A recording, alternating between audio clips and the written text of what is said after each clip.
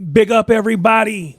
Welcome back for another edition of Talk Back Tuesday, where I know a lot of stuff. I tell my kids I know everything. I've been telling them that since they were babies. And so they throw that back in my face every now and then. But the one thing I don't know is who's going to win the World Cup. But what I do know who's not going to win it. And that's France. There will not be a back-to-back winner of the World Cup. Because France has been knocked out. We're going to get into it. We're going to talk about France losing to Spain earlier today. We're going to talk about, we'll preview, if you will, look ahead to tomorrow's match between England and Argentina and how that sets up for the rest of the tournament, the third place match, the final. And then we'll talk, of course, can't come on here and not talk transfers. I believe Martin is still out, so we won't be able to have our typical ITK segment. But, you know, all the ITKs on social media are spreading the love. So we'll go through what's out there. We'll talk about it, and we'll have a great time, hopefully. So I'm glad you're here. Thank you for being here with me again tonight. Big ups to everyone that is here. Big ups to Snoopy and Darsh, who are always here. Helping me to kind of run this stuff, if you will. So big ups to the mods. But let's first of all, before we get into it too much, let's shout out everybody that's put their comments in. So big up to Matthew Hoyle. Cade Hargreaves came out real strong early on. Didn't even give me a chance to warm up. He hit me with a question. We'll get to it. We will definitely answer that question. Big up Adam. Big up Lee. Danny. Argentina are still in. Could still be back to back. Did they win it last? Did they win? They did win the World Cup. Actually, you're right. Why was I thinking that France won? Interesting. Oh, yep. See, I was wrong. Cade says football's coming home again with Thomas Tuchel. Big up Andrew. Big up Steve Blackie. Appreciate it. So we're gonna get into it. Buati on question. Buati on question. I'm assuming you're asking about Steve's Cade Hargreaves' question. Sorry.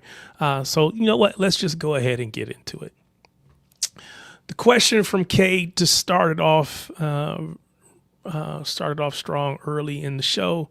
Would you rather give Rodri 3-year contract on $400K or buy Buati and Rodri leave on a free?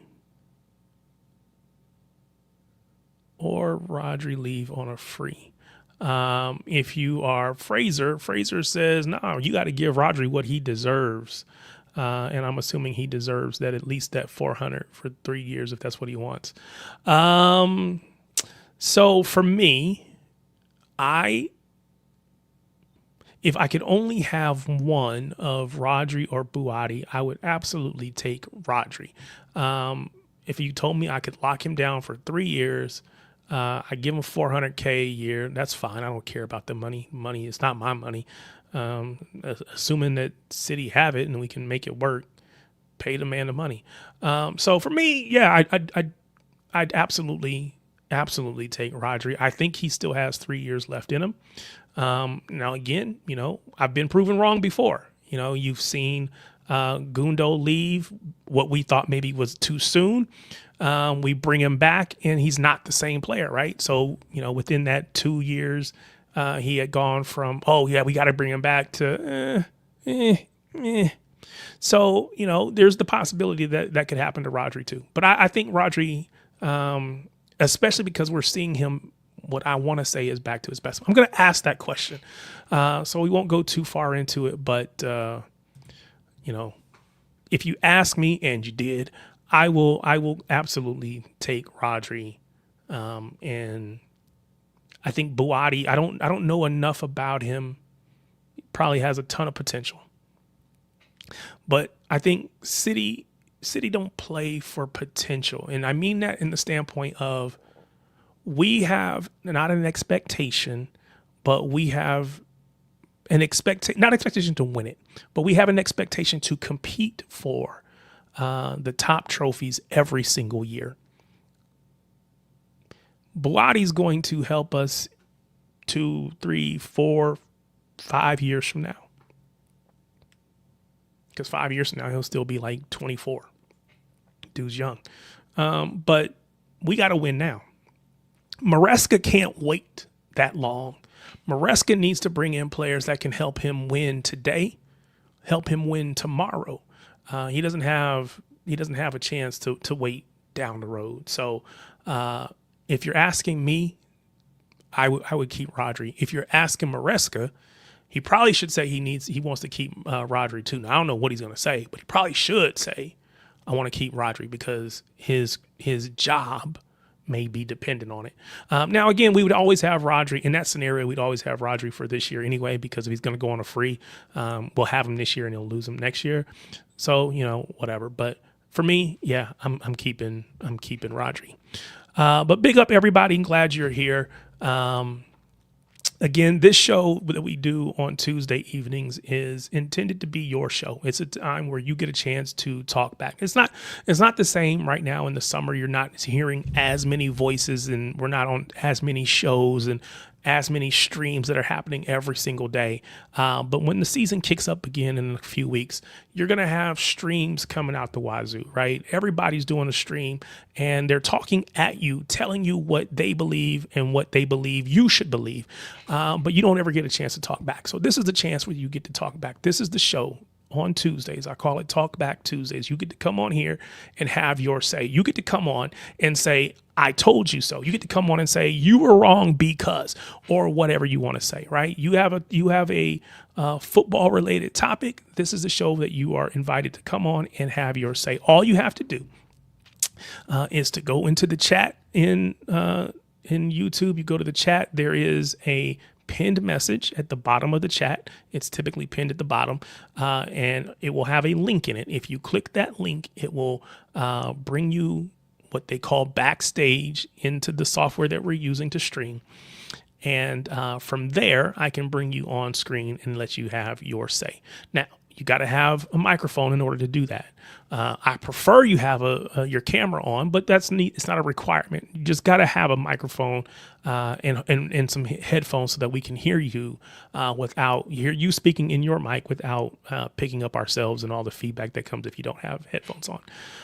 The software will try to do its thing to cut out the feedback, but it works much better if you have headphones on. So that's all you got to do. Microphone, some headphones, and maybe even a camera. And you hit that link, it will bring you backstage. I will bring you on and let you have your say. Some people do that. They come on and they're with me and they're on all stream. Others come on and they're only on for 5-10 minutes. It's entirely up to you. It's entirely up to you and what it is that you want to say. So our first guest for the evening is a young brother that was on with us last week named Solomon. Big up to you, man. How you doing? Yeah, I'm doing fine. How are you doing, Tariq? I'm doing well, man. Glad to have you again, as always. So we're going to get into it, and we're going to let you have your say. Good. We're going to let you have your say in just a minute. By the way, Rodri today looked very, very outstanding. Like, I haven't seen this version of Rodri since 2 years. I'm going to be very honest. I haven't seen this version of Rodri was seen. I haven't seen him since 2 years. I'm going to be very honest. I feel like I think he needed time. I think Rodri needed time off. I didn't think he was, was full fitness. He was back to full fitness during the season. But now that I played in the World Cup, he looked mega tonight. He looked outstanding. Like, if we have this, imagine us having this version of Rodri for the last 3 months of the Premier League campaign.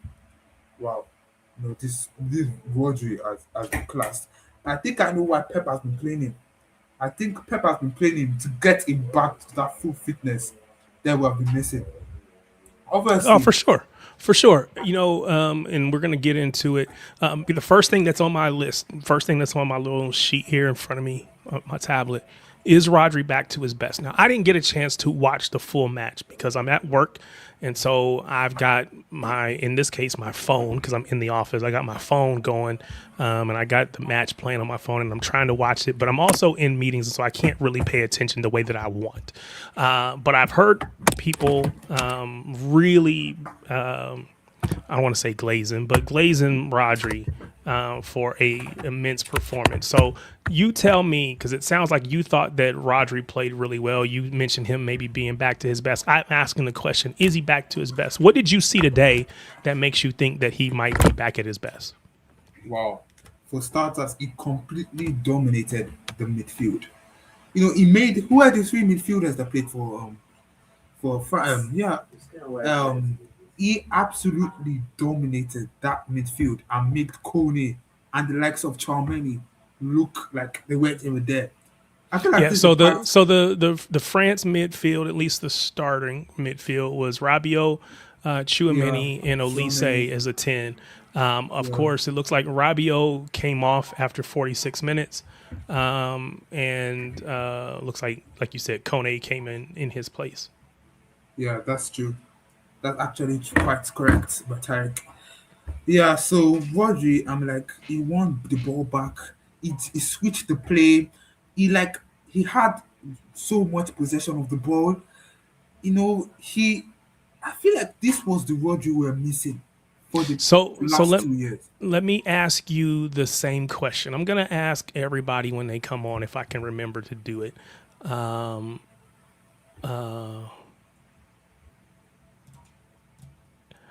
Martin. Well, that I don't know if that's actually Martin because I feel like he had changed his. I feel like he had changed his profile pic, but okay, never mind. Aren't you supposed to be on? Aren't you supposed to be on a? Aren't you supposed to be on vacation? And I know you're going to tell me it's not a vacation, it's holiday. That's that US stuff. Dude, I'm from America. I'm from the US. It's a vacation to me. Aren't you supposed to be on Yeah. vacation? Well, it wasn't until City decided to want to get going. So let's jump to your segment. I don't know how much time you get to be on. Oh, I've got mate. It's 2 o'clock in the morning here, so everyone's in bed. So I've got as long as you want. I'll be fine. All right, so Big up we won't Martin. hit it just right away. But if you get to the point where you're like, I'm about to go to bed, let me know. We'll definitely get you on. I don't know what this is supposed to mean, Fraser. I was thinking Tarek would get Hamza on. Don't know what that means, but or why, but not opposed to it. If you know Hamza and he wants to jump on, tell him to jump on. I'm glad to have him come on. Anyway, so did you watch any of the match today, Martin? A little bit, Okay. not a lot of it. So I'm hearing really good things. Solomon is telling me that Rodri is back to his best, but of course, you know how He's the back. the chat can be. Cade Hargreaves hit us with a really hard question right out of the gate. He says, "Would you rather give Rodri 3-year contract on 400K or buy Buati and Rodri leave on a free?" So Solomon, you were here first. I'm going to ask you that question. What would you rather do? Give Rodri the contract, 3 years for 400K, or buy Buati? Yeah, I feel like I have this, thing with young players and especially with the 18 years old. The problem is that we don't know whether it's going to work out or not. If we said Boadi, like he's an 18-year-old, he's going to be a project player. Ideally, I think he's going to be on Rodri replacement. So, like, I don't know for sure whether Boadi is going to be the Rodri replacement. Whether in 2 years, 3 years, you come back and be like the Rodri replacement. I don't know whether he's going to like be successful. But as for Rodri, we know he can get back to his best. He does need time. I feel like with Rodri needs time, and we saw in this game. This game, he completely bossed the midfield out. I'm not glazing, but I'm actually stating the facts here. Rodri was magnificent against Spain, and I think I'd rather have him 3 years, 400K a week, just to know and just to have that assurance that okay, this is Rodri we're talking about here. As for Boadi, he's another project player. We don't know whether Boadi is going to be like is a Rodri replacement or not, whether it's going to fulfill why he came to Man City for. No doubt, I think Boadi had have tons of potential. I think he has mad potential, but I feel like we can wait three. How old is he? Is 18-year-old? I I think think he's he's 19. 18-year-old. He's He, 19. he may be 18, but I think he's 19. Yes, I think he's 18. Right. But I'm yeah, not sure. he has time to develop. He has time to grow. I think what City wants to do is that City will probably sign him this season and put him on a loan. I think he'll go on a loan to have that, or he'll stay in the Premier League. And when Rodri, like it's sort of what Man City did with Fernandinho and Rodri. Fernandinho and Rodri were battling it out.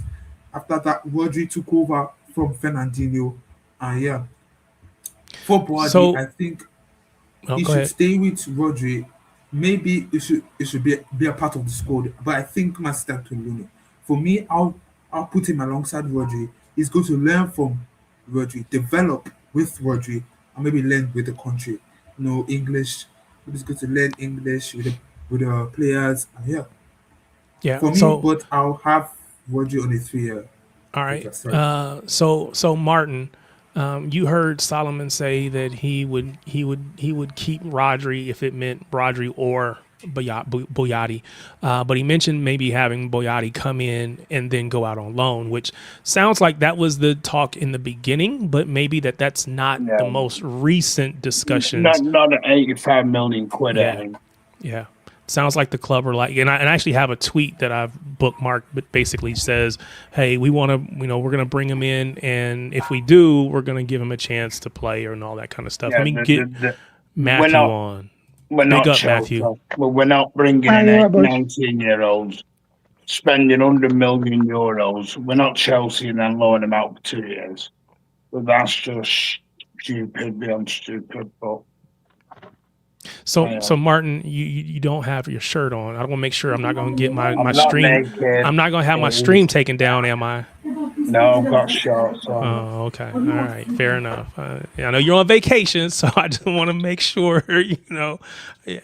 So, nah, but glad to have you, man. Hope you and your family are doing well and enjoying your trip. You said, is it Cyprus? Is that where you said? Yes, I'm currently in Cyprus. First time? Yeah, tomorrow night with the England versus Argentina in the fun part. That will be something. Sorry, quickly, can I have your predictions for the Argentina? Well, England we'll get to game? that in a minute, Solomon. Hold on. We'll work in a minute. Hold on. Go ahead, Martin. Yeah, in the fun part. No, it's really funny because we did a show this morning, and a lot of people were slating Rodri. Get Buardi in. Buardi's the next big thing. Buardi can't wait. Blah blah blah. What? 7 hours later, everyone's back on the Rodri hype train again. It's crazy how this recency bias goes. It really is, because literally 7 hours ago, Rodri was the devil incarnate to some fans, and now he's the best thing since sliced bread again. So yeah, Steve, it is a bit weird. Steve says Rodri is out of our hands, I'm afraid, so we need to look forward now. And I understand that sentiment, right? There's nothing that we can do. He has to decide if he wants to be here. The only thing that we can do is and I don't know, obviously, I don't know what the holdup is, if it's anything money related or whatever it might be. The only thing the club can do is strengthen their offer in any way that needs to be strengthened, and then it's up to him. You're absolutely right, but with that being said, I think Rodri's exceptional, and he's key to what we do. He's key to what we do. So I think you do everything you can to try to keep him.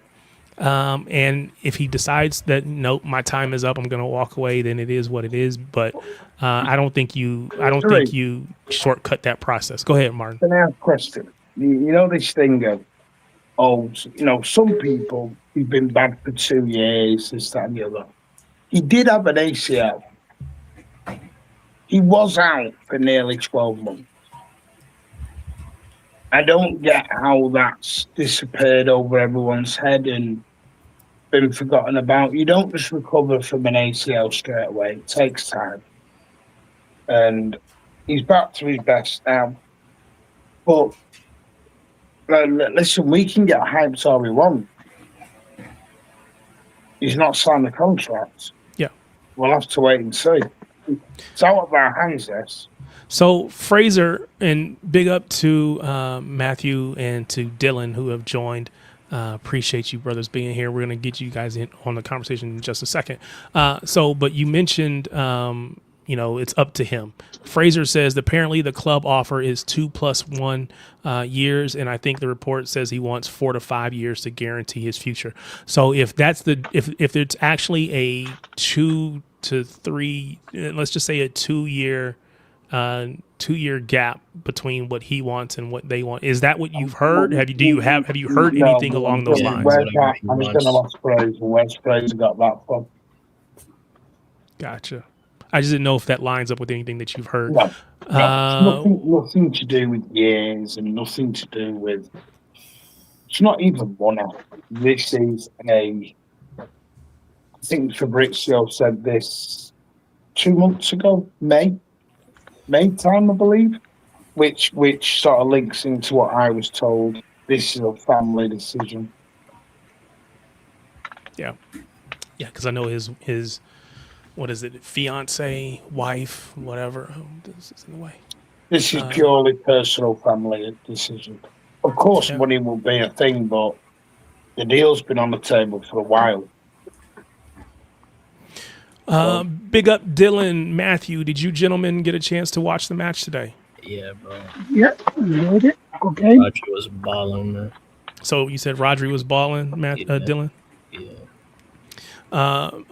So would you say that you feel he's back to his best? Is Rodri back to his best? Yeah, looks like prime Rodri. He's back. So very, very good. Give him a Fine lifetime Rodri. contract. He said a lifetime contract. I'm not mad at it. That's something the NBA would do. So question, who coming into the match, before the match started, who were you thinking was going to win? Because I got to be honest, I thought France would win. Yeah. Now, I just thought that because their offensive ability is just so overpowered, right? And I thought that their defense would be good enough to keep Spain out, because Spain doesn't really have a prolific goal scorer. Lamine Yamal, of course, but he hasn't been scoring goals in this tournament like that. So I thought that the attack from France would just be overwhelming. And I just got to be honest. Obviously, I was wrong on that. Who did you all think was going to win before the match started? France. I think everybody. Yeah, I said France for the whole tournament. Yeah, so did I. I thought France would win it all. Yeah. I thought France would Because win of it. that front three. I thought France would win it because I felt before the game that France's attack would be too much for Spain to handle. Same. The likes of Dembele, Mbappe, Udise. I just don't think you can keep them quiet for 90 plus minutes. It's not But just obviously Spain did. Spain did. So And let they me did it ask well. another question. And they've not conceded a single goal, have they? France or Spain, aren't Yeah, I think it's considered. I know that they got one of the best defenses so far as far as Conceded goals one. given. Yeah, but they conceded against Belgium. So I know they conceded at least one. But my question for you all, because while this match had the penalty that was converted and all that kind of stuff, but even before the penalty, I'm pretty sure, and again, I wasn't watching, so maybe my timeline is wrong. I could probably pull it up and confirm it. But we saw William Saliba go down, and who plays at the back. I'm not going to sit here and say, oh, he's the reason. I'm not saying that.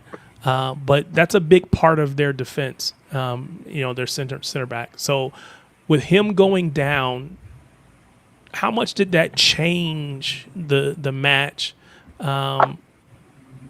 And do you think did it seem like a long-term injury, or is it just, I I can't really get through this match. Hopefully, I don't want to be. What were your thoughts on this match as far as William Saliba's injury? Dylan, we'll start with you.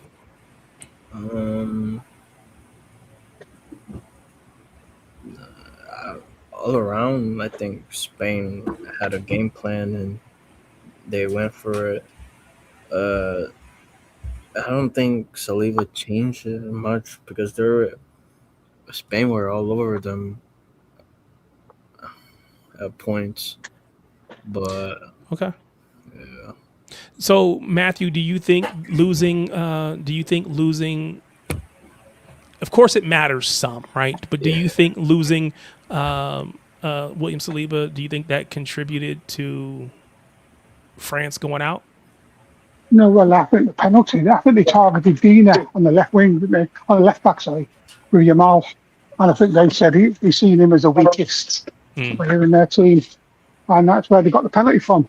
And then obviously France only really started playing them when they were obviously 10 minutes to go and start pounding the goal. But I think they targeted Dina with Yamal. And he got the better part of Yamal didn't score, but he had him in his pocket. Fair enough. We saw, you mentioned the penalty, that France gets a penalty. France gives up a penalty. Oyarzabal steps up, converts the penalty. It was drawn by, I think it was won by Lamine Yamal, but Oyarzabal, I don't know how I'm saying his name, or thought, I don't know, whatever. He gets up, that dude, he gets up, he takes the penalty, he scores it. I know we were linked to him a couple years ago. I don't know if that was prior to, it feels like it might have been prior to Holland coming. I don't know that I thought this guy was that good, but he's consistently put goals away. I think he's got 5 goals this tournament. Talk to me about Oyarzabal, or I've completely butchered it, and now I have no clue how to say that word. I have completely lost any semblance of how to say that. So, Matthew, tell me about that guy, Oyarzabal. It's just a player that he does the basics. And I think his penalty record is 6 on 6 now, I think. So yeah, he just. Were you surprised? Were you surprised that Lamine Yamal didn't take it? Yeah, because he's got 6 inches. Like I say, they said he's a penalty taker. He scores every one of them. He took it well, and I think he's one of those players who's a bit like just not like Yamal that flashes everything. He just does his job, and he score a goal when he needs to. But Spain score goals from everywhere anyway, don't they? They don't have one player that scores all the goals. And he's just, like all Spain players, they're just very good on the ball. And they do the jobs. Yeah. And they're not. Sorry. Darsh says, Saliba's injury wouldn't have made much of a difference. France's offensive capabilities were nullified by Spain's midfield. And that midfield created chances and spaces would have been too much for France. So he doesn't really think that, yes, obviously it matters, but it didn't change the outcome of the match. Thank you, Andrew Oyarzabal. So I've completely butchered it. And so if you're in the US, we have this thing we call, in sports, you get the yips where you can't get right. No matter what happens, you just can't get right. We have, baseball players that, can't hit the ball, can't throw the ball, can't do whatever. I have completely got the yips on this name. Oyarzabal.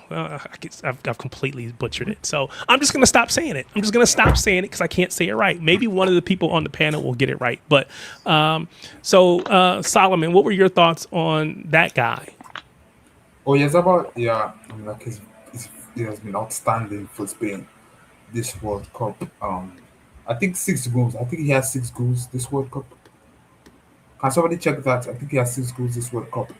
A very, very crucial player for Spain. You understand? And that penalty, I'm actually not surprised Oyarzabal took the penalty. I feel like his form this World Cup would let him take the penalty, and I don't think that guy Mikel.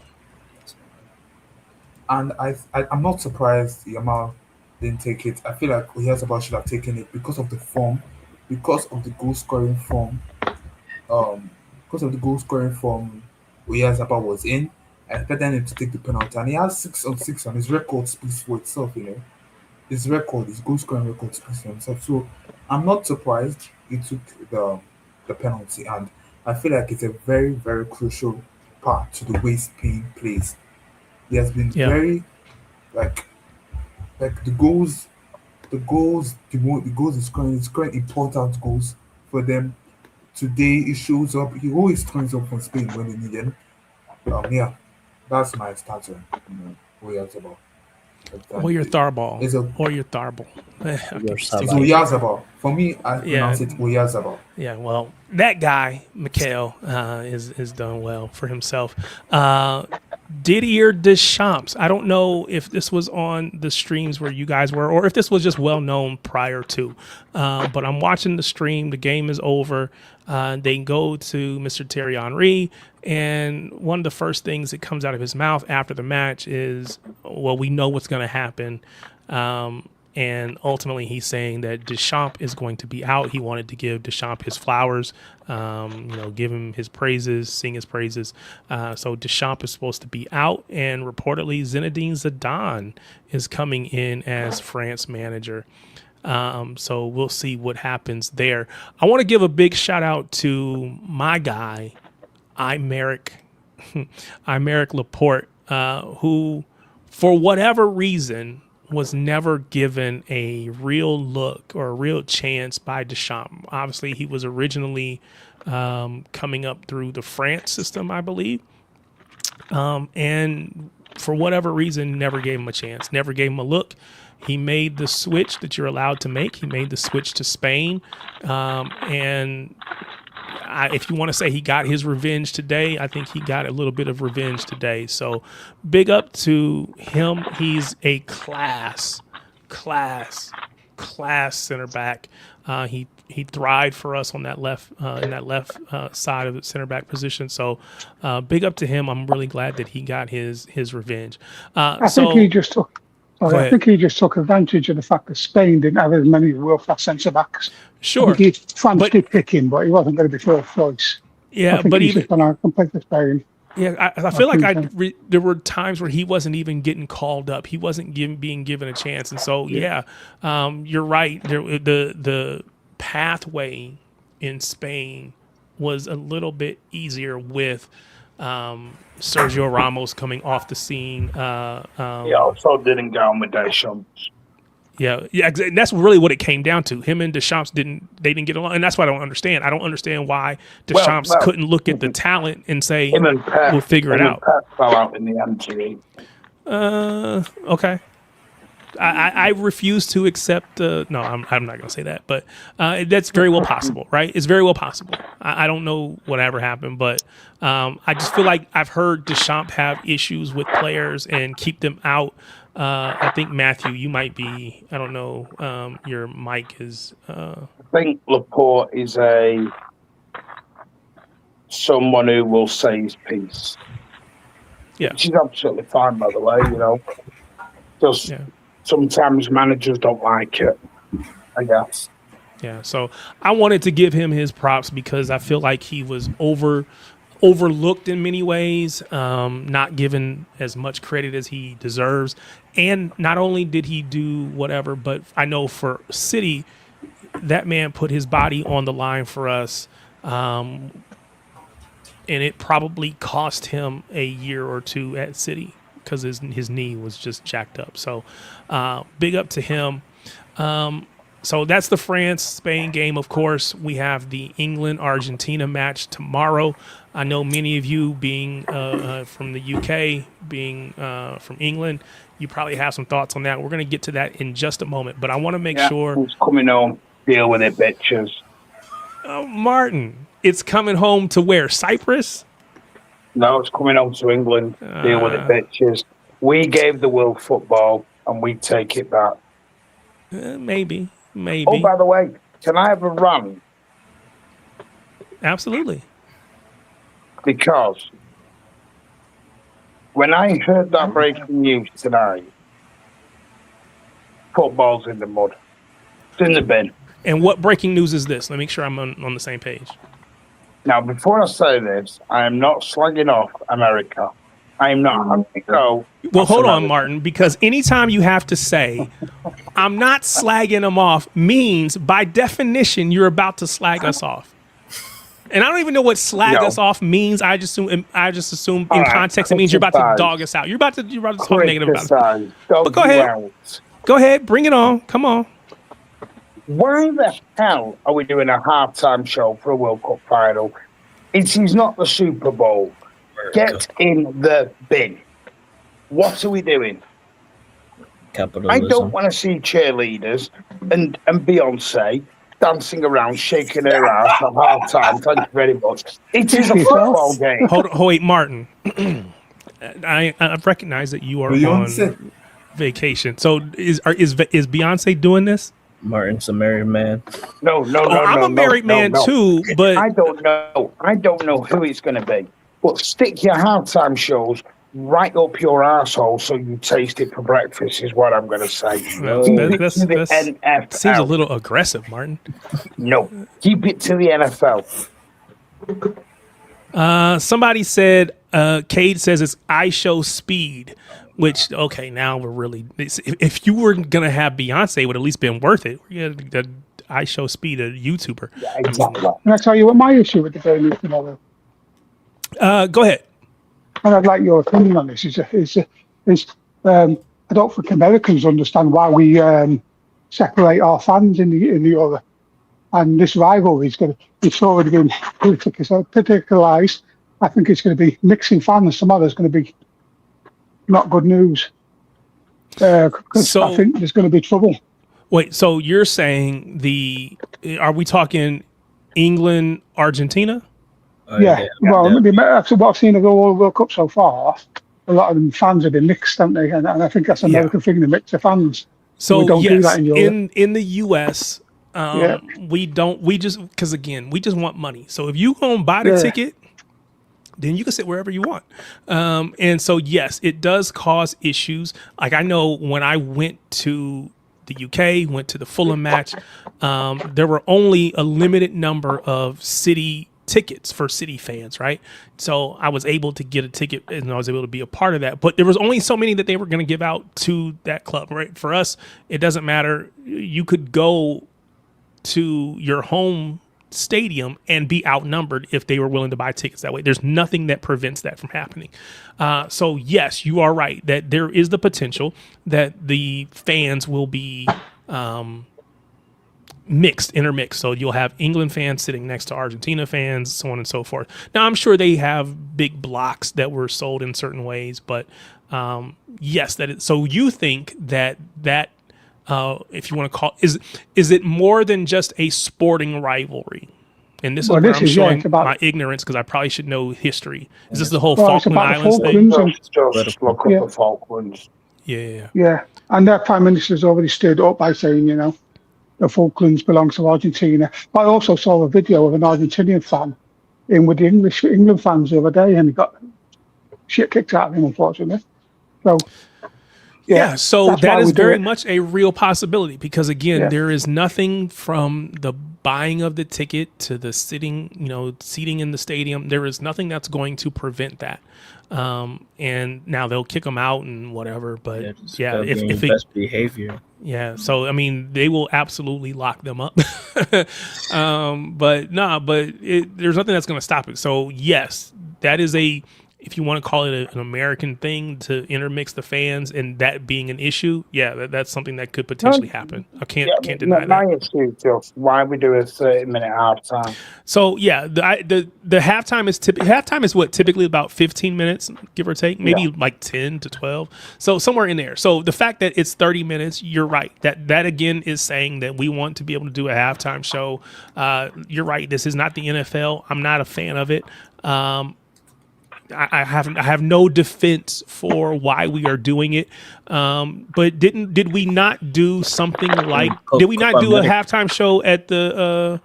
Copa America did it with Shakira. Okay, Copa America. But what about like the Euros? Did we not do something with the Euros? No. Okay. Is it structural? What about the Champions League? Was there anything there? No. Only the So it's American. only the stuff that they do here. All right, fair enough. No, I mean, if that's the case, then we deserve all the criticism we can get on that. Because again, you're gonna get a whipping. My boy. Yeah, I mean, we deserve it because again, I don't think we should try to turn it into anything other than let football be what it is, right? The thing is, it's 30 minutes good for the players. Is it actually? Because think about it. I'm no sports scientist, but from a 30-minute point of view, the muscles start relaxing. They're gonna start. Well, you got to come back out and warm, quote unquote, warm back up, right? You got to get back moving. Are you going to do that? What are you going to do that while you've got that idiot in the middle of the stage? No, so they're gonna.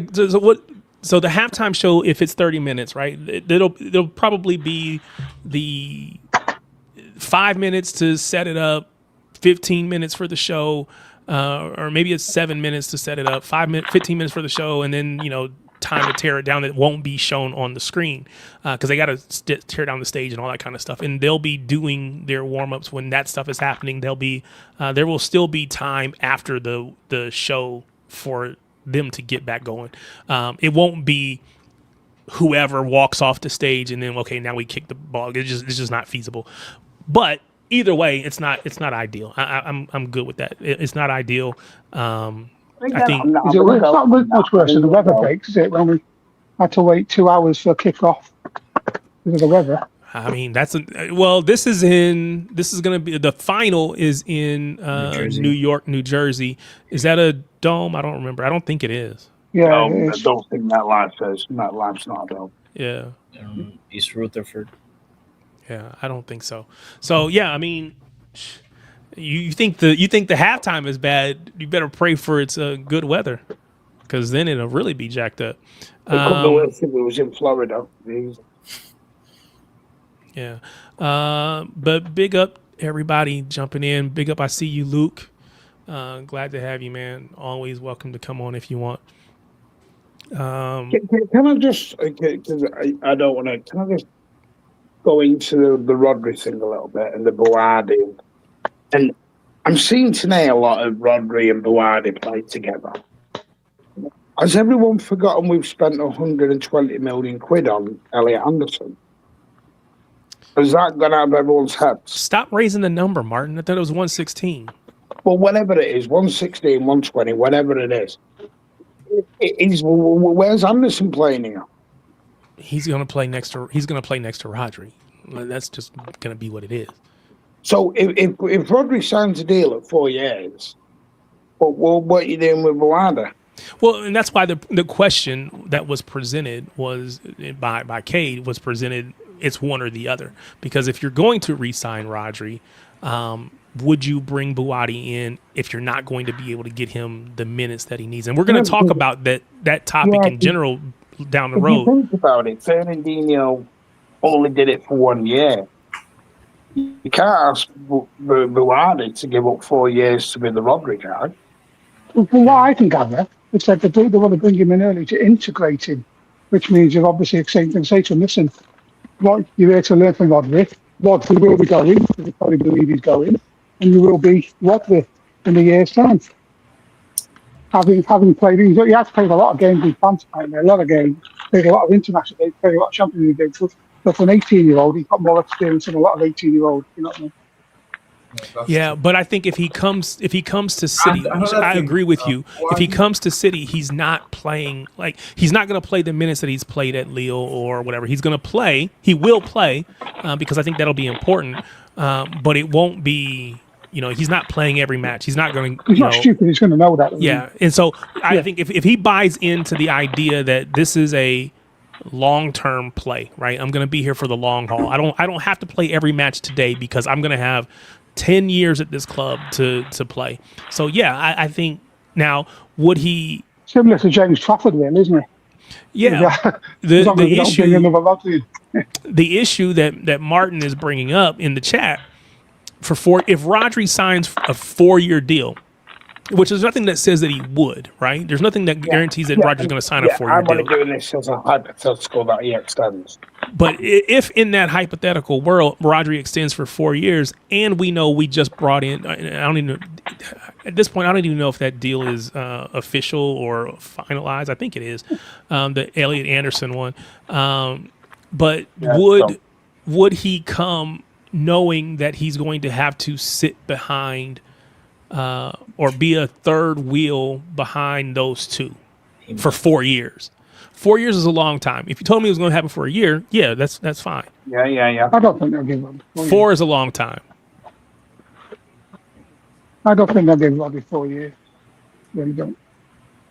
Maybe 2. But even more than 1 year is a bit of a waste for Buada. He's got to make the decision. But so you just said, Martin, would you say more than 1 year is a waste? Is that what you said? I think for Buada, because there's two things for this. If you're going to spend 85 million pounds for 100 million euros and not really use the guy for two or 3 years, It's just a waste. You might as well have kept Nico G and Reinders to do that role. But if you don't think that they can do the role, then you have to cut bait and let him go. If you think that Buwadi is special and he's going to be, world class, and you can buy in now early and secure him, then you do that. Now, the other option would be you loan him back for a year, and then you bring him back for a year.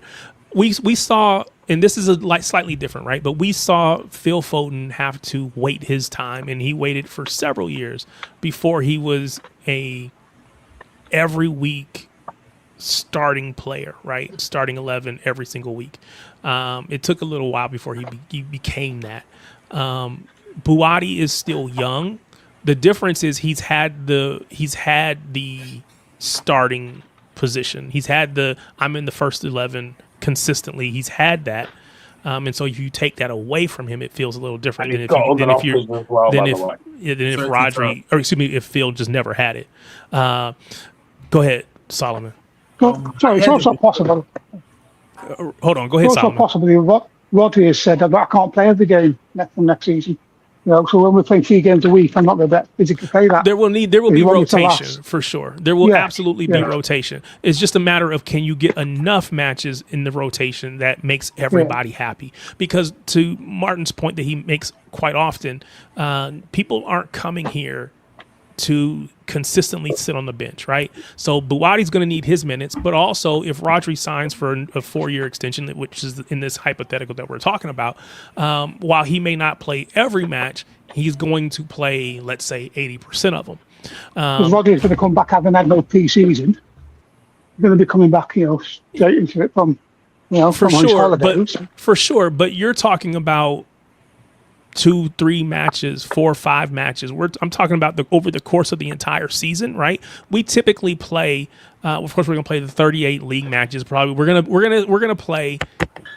Let's just say 50 matches over the course of the season. We're gonna play 50 matches. Of those 50 matches, Rodri is probably going to play. What would you say? 40? Would you say more than 40? Yeah. I'd say 40 or a bit more. Yeah, so he's playing 80% of the matches. Let's say he's playing 40. Now, again, maybe if Buwadi is good with small, like off the bench appearances, just to give you a caveat, we can make that happen. Yeah. Yeah, let's give you a caveat. Well, when players say they want to rotate and they want rest, they mean take me off at 70 minutes. That's what I was going to say.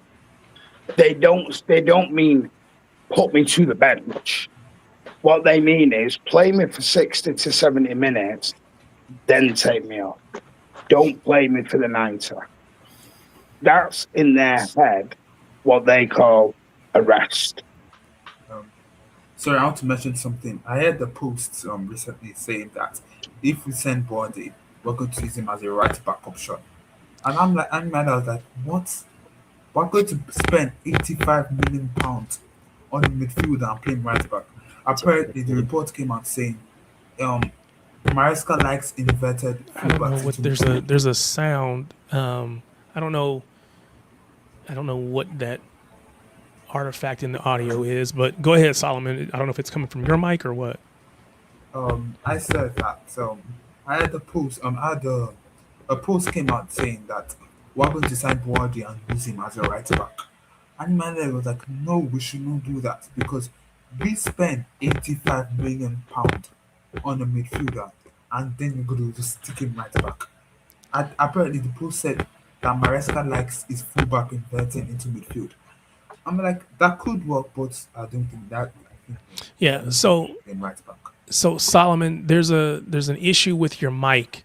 So I don't know what that is, but I'm gonna say that to your point, the idea of Buati coming in as a right back, DC said it's Morse code. That's funny because I'm old enough to know what Morse code is. So that is very, very funny to me. But no, I don't like the idea of bringing Buati in and trying to play him as a right back. Yes, we've seen people step into that right back position. We've seen, Pep do wonders with playing midfielders in those outside back positions. Yes, it can be done. I don't know that from what I've saw, which is limited to just this World Cup, to be fair. I have not seen anything that makes me think that he is mobile enough to be a right back. And I think it minimizes what we've seen from.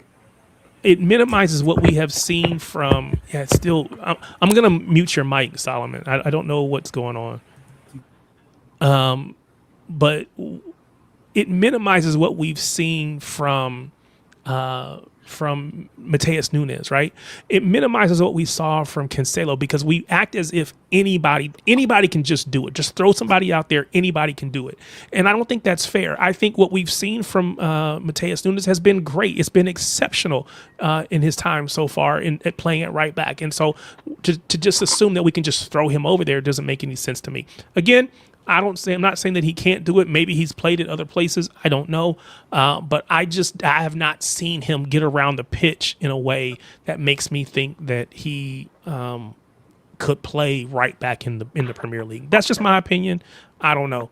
I want to let's wrap up this conversation about the World Cup. Of course, the England-Argentina match is on tomorrow night. Martin is silly. Martin says he had to go off camera. If those of you that were here, he was in some state of undress. Had to go off camera. Y'all getting too excited. LOL. Super chats bring my camera on.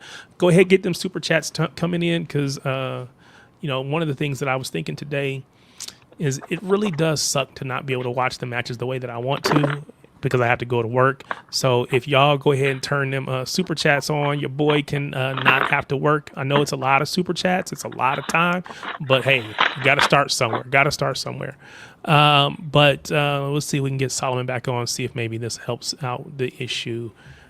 Big up, Solomon. Hopefully that resolved it for you, man.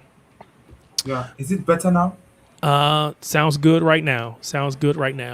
All right. So England versus Argentina. I know you guys said it's going to kick off in the stands, but what about on the pitch? On the pitch, can England stop Argentina? Which really means, can they stop Messi? Let me start at the top. Let me go with Matthew. Can England beat Argentina, Matthew? Yeah, I think they can. I've not seen anything of Argentina defensively that's impressed me. They're scraping through games, and I think we'll score more than them. They'll only score one goal. I think we'll beat them. Yes, Magnus, you can absolutely super chat to keep the camera off. You just got to tell me what you want. Camera on, camera off. Whoever gets the highest amount, we get to, maybe we see Martin take his shirt. His shirt's already off. I don't know, but it all just depends. We'll have to see. Dylan, who you got? England or Argentina tomorrow night? Thinking, I don't know.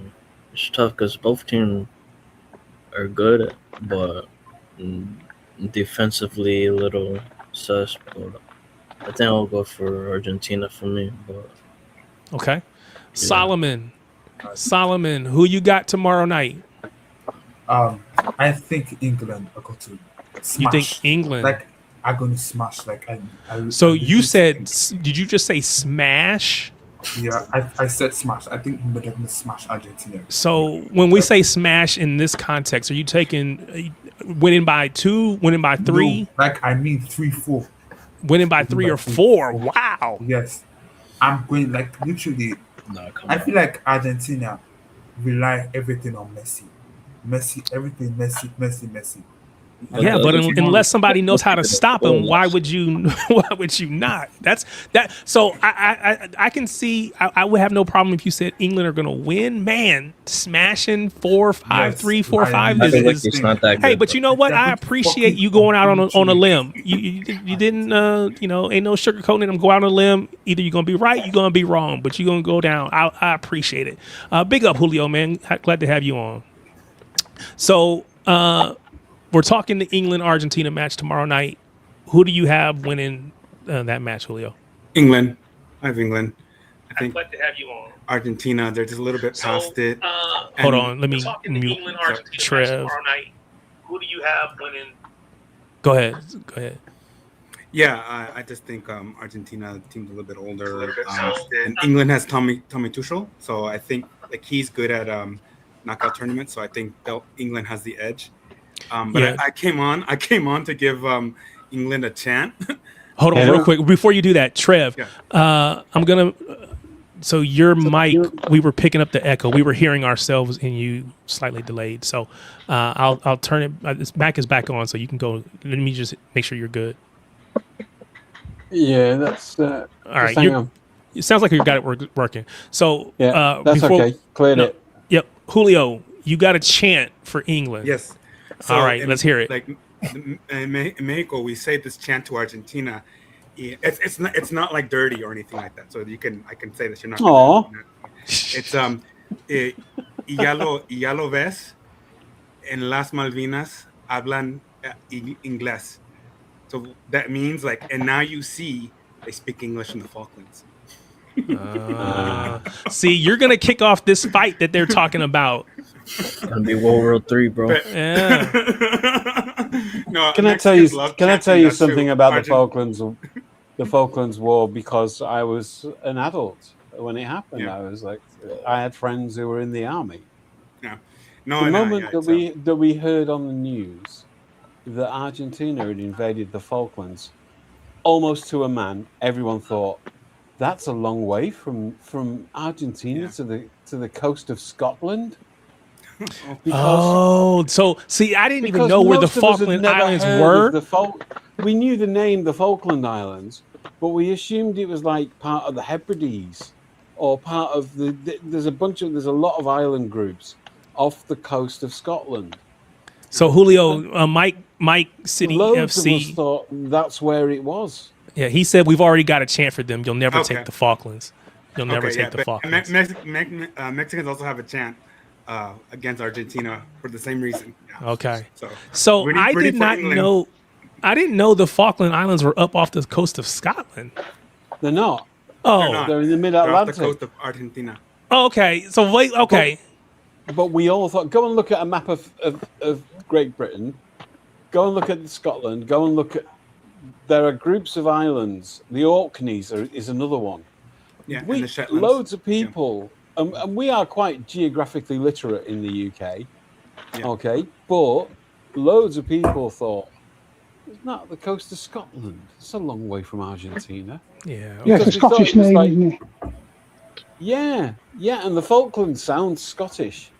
So loads of people just thought initially. I mean, very quickly we found out that it wasn't. You know, the first news article you watched, but initially on hearing it, I know I for one thought the Falklands, the coast of Scotland, and then of course I watched the news, learned it was in the Middle Atlantic, and I thought, oh, that's a bit weird.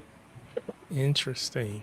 Yeah. So stepping out of the war and onto the pitch. Julio, you said England wins? Yeah. So I think LB and other people were talking about like the tactics that Thomas Tuchel might implement, and he said, and other people have said, just man mark Messi, get Elliot Anderson and Mac Markham the whole Mhm. game, take him out of the game, and you know, Yeah. I mean, it's probably easier said than done, but like that's what people are thinking is going to happen. But yeah, Trev, what do you think score wise for tomorrow night's match? Appreciate you, Julio. I appreciate you coming in. You drop your comment and you get on out. I appreciate it, man. Thanks for dropping by. Trev. Score, I don't know. I think it's tough. It's a I tough think game. Julian Alvarez. I think we ignore Julian Alvarez's threat at our peril. Mm. You know, so I see them scoring at least one goal. However, I think Nico O'Reilly is going to score. He's been so close this entire, like multiple times throughout this tournament, and it's just, I want to cry because he can't make it happen. 9-1. I know you're not a betting man, but 9-1. If you are in England, I don't know what those odds translate to. In Wait, percentages. so it's 9-1 that Argentina's going to win, or that England? Are gonna win? No. Nico O'Reilly scores. Oh, okay. It's worth $1 of anyone's money. Yeah, because if I bet $1, I win 9. Is that how that works? Yeah. To me, this Julian Alvarez thing is so overrated. Dude, did you see his goal the last game out? His last game. I don't. Yeah, but it's one goal. It's one goal throughout the course of the tournament. I agree with that. But But I don't. I think he's one of the most. Listen, if Arsenal want to drop silly money on him, that's where I was going to go with you. good luck. So Good do luck. you, if Arsenal goes out and brings him in, you don't think that does that make them better having Julian Alvarez up top than having Gyökeres up top? No, because Gyökeres scored nearly double goals than what Alvarez scored. Alvarez He don't want to go to Arsenal anyway. He wants to Well, go to but Barcelona he anyway. did that in Spain for He scored Simeone, 8. but He scored yeah. 8 league goals. Come on, let's not do this. I'm sorry. I think the thought of Julian Alvarez being a world class player is that I think it's because if you go back to when he was at City, a lot of City fans were not glazing him in the way they're doing it now. There was a lot of frustration with Julian Alvarez when he was at City amongst fans. Well, of course, yeah. I mean, That's 'cause we have playing in that position. we have people who are upset with Rodri. We have people who get on Holland. We have people who get on Pep. We have all kinds in this City fan base or supporters base of people are all say all kind of crazy things, but that doesn't make them right. To me, Gabriel Jesus is a better goal scorer than Alvarez. No, he's not a better goal scorer than Julian Alvarez. I don't agree. I do not agree. Leicester City, he was. Now he scored goals for us, and he scored big goals for us. Number 100, I think. The guy that's done Gabriel 100. Jesus had a one in two, where I had 1 goal in 2 games ratio. Yeah. I just think that he was playing as a striker. We were playing in a different way. I disagree with you, but I can't argue with, if the numbers say that what the numbers say, then it is what it is. But Magnus will argue with you because he thinks you got sunstroke. So, we'll see. My guy Snoopy says he's not worth 150 M's. So, in his opinion. Well, I don't see how Arsenal are going to sign him because the reason he left us is that his family could not get visas. And the family want to stay together. The family didn't learn to speak English. Could that have changed over 2-3 years? Oh, okay. He's already said he doesn't want to go to Arsenal. They've never wanted to go back to England. They wanted to leave England. He wants Barcelona or Madrid. Yeah, well, we know he wants Barcelona. Arsenal would be accepting that I'm not going to get my move to Barcelona. I'm not going to get a move to Real Madrid. So do I go someplace else? Without his family. Yeah. I'm sorry. No matter how much money, he's not going anywhere without his family. It'll be for a year or two. The only way he goes to Arsenal if he gets his Real Madrid move that way. Yeah, and I agree with you, Trev, that it's not likely that he moves, especially if he moved because of his family, to try and go back without his family. That doesn't make sense. I get it. I just don't know what why couldn't they get the visas to begin with? Is there anything that's changed that allows him to get them now? Is it, again, do I think he's going to go to Arsenal? Not necessarily. But His agent I would His hope he doesn't agent go to Arsenal. To England. Look at his agent. His agent's got 9 clients, one of whom is a referee who's retired.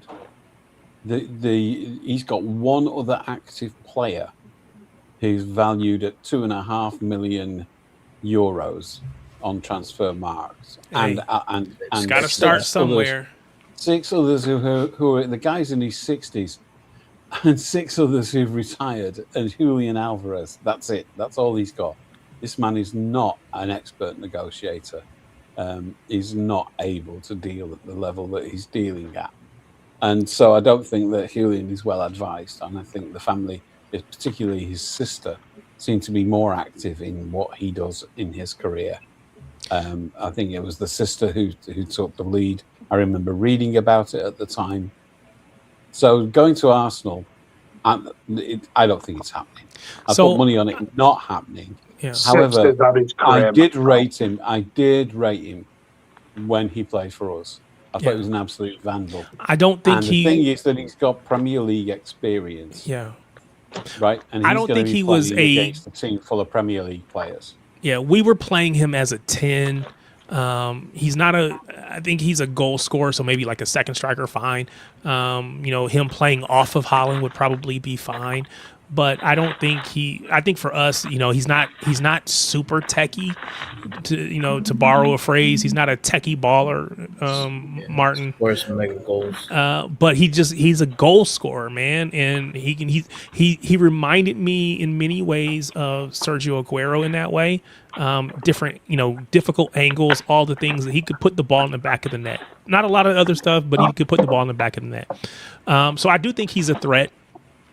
I think that it's going to be so Solomon said that England's going to smack Argentina. I think that's ridiculous. I think it'll be a close match. Regardless of who wins, it'll be close. It's probably one goal. We're playing against FIFA, the organization, as well.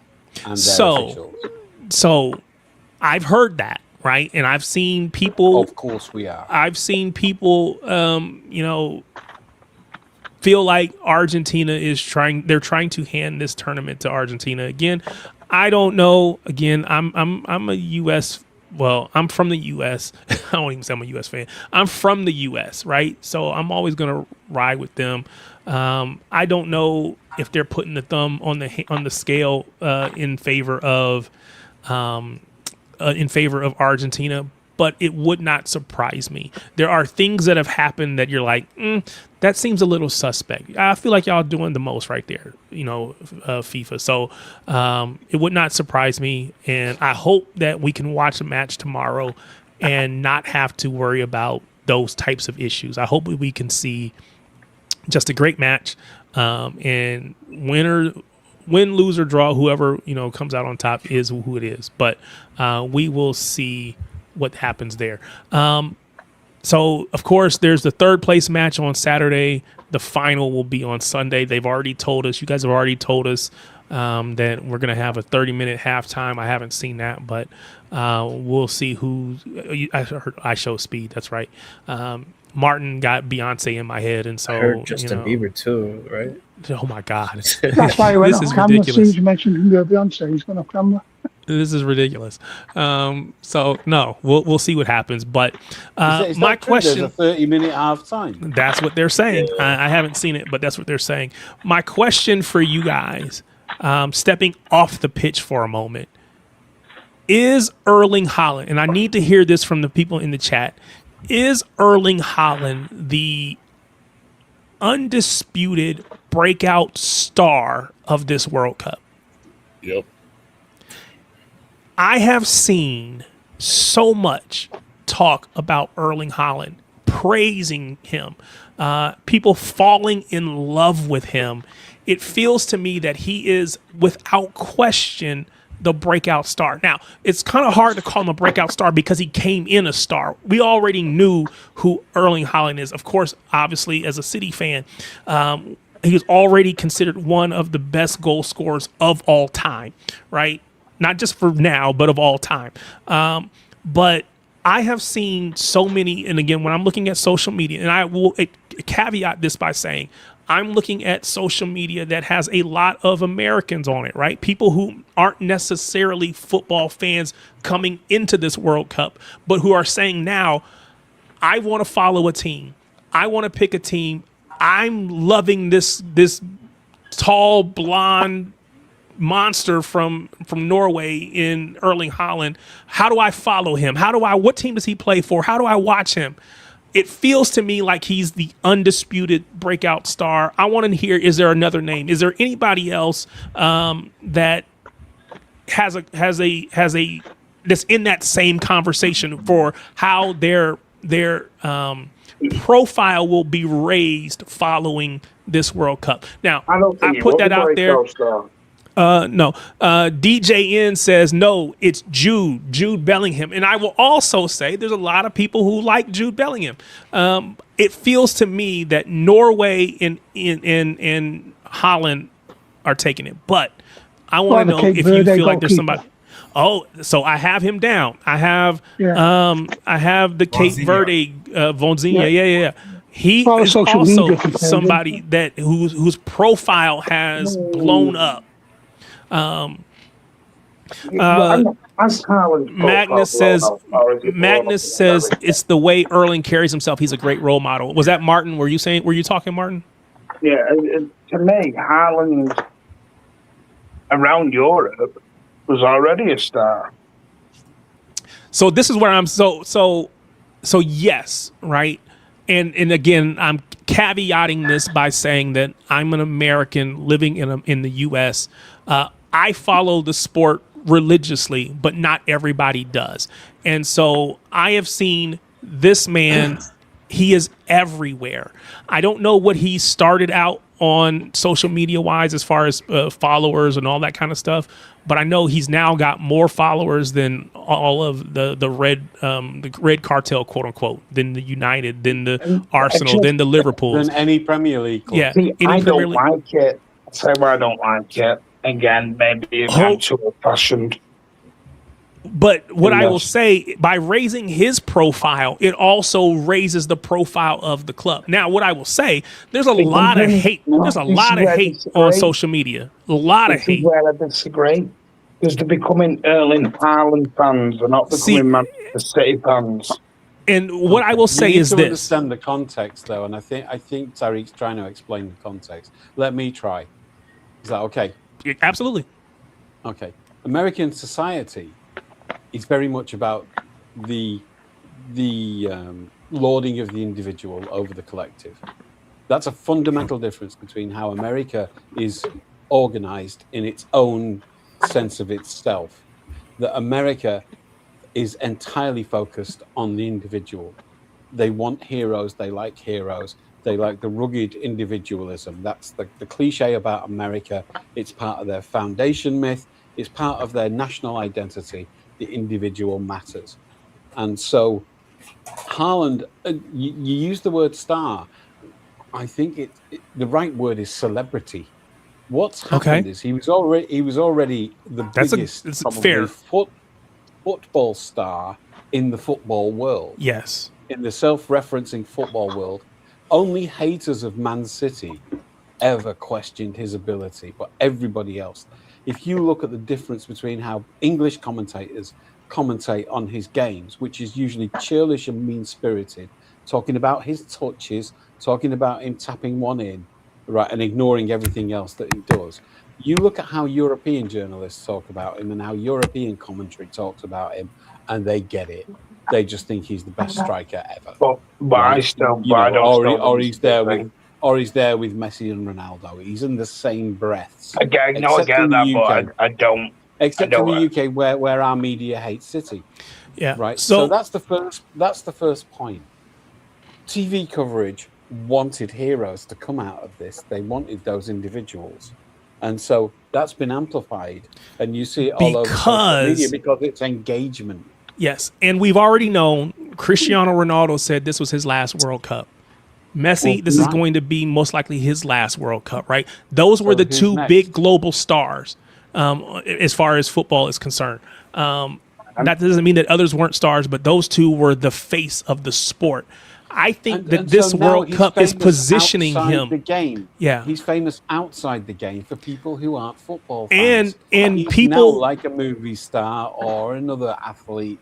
Yeah. The people might not watch that athletic thing, that sport, is the better word, but they are aware who Haaland is now, and so they will pay attention to any gossip about him, any nonsense about him, any news about him, because they are fans of Haaland. Some of them, hopefully, will become City fans. I'm happy about that. And many of them will. And I was going to use. Do you mean the same people who were 70% of the stadium walked out when Messi left the pitch? No, but that's not going to happen. Well, to us, but you see, because yeah. we've already got a massive fan base. No. They will leave. They will listen. They will leave when Haaland leaves, but they won't be. But many of them won't. That's not a good thing. Every week. I don't think. Hold on. I disagree. I think so. There are some who will absolutely are going to be tied to Haaland, just like there were people who were tied to Dzeko, just like there were people who were tied to Mahrez. There's going to be some of that for sure. But what I'm trying to say is that there are people who are trying, as again, in the U.S., football, quote unquote, soccer is not one of our top sports, right? But there are people who are being introduced to it or who are taking a interest in it in ways that they haven't in the past. And in doing so, they're saying, I want to follow this beyond just this World Cup. I'm enjoying what I'm seeing in this World Cup. This is wonderful. I love it. And I want more of it. So I'm looking for who I can attach myself to because I don't have any other tie to the sport. So I'm trying to find what I can attach myself to because I want to follow this more deeply. And so now they're looking for those faces. They're looking for those stars. They're looking for those people that they have been drawn to, the storylines that they've been drawn to this World Cup. And then they're trying to follow them on into their club season. People are talking about, okay, when does soccer start? When does the season start? How do I watch it? What channels do I need? What streaming services do I need to be able to watch it? And they're saying, so this is the issue, right? So to your point, people are saying, well, I want to follow Haaland, and people are saying, hey, Haaland, they had to concede. Haaland is great. You can't argue that point. Haaland is great. Go ahead and follow him. However, then there's okay, Martin. Let me turn you down for a second, Martin. But then the issue is, in some ways, Martin's right that they won't stay. I don't care because they are not going to fill the Etihad. The Etihad is full of people who already follow City, regardless of Haaland, and still will. They might put 1,000 people through the turnstiles of tourists coming over to see Haaland. I'm fine with that. But regarding the 70% of the people who walked out of when Messi left, that can't happen to us. When you say when Messi left, what are we talking about? I can't remember who Martin quoted, but he said 70,000 people walked out. No, there was a game. There was a game Inter Miami played. Oh, Inter Miami. See, this is what we're talking about, Martin. You can't use Inter Miami as but I'm sorry, Terry. You don't use Manchester City as some sort of celebrity. Manchester City is bigger than any player on. So I do not argue that point. I don't argue that point. I don't argue that the club will always be bigger than. Yes, I can. What do you mean? Because I've seen people in the Etihad leave when Erling Haaland's been subbed.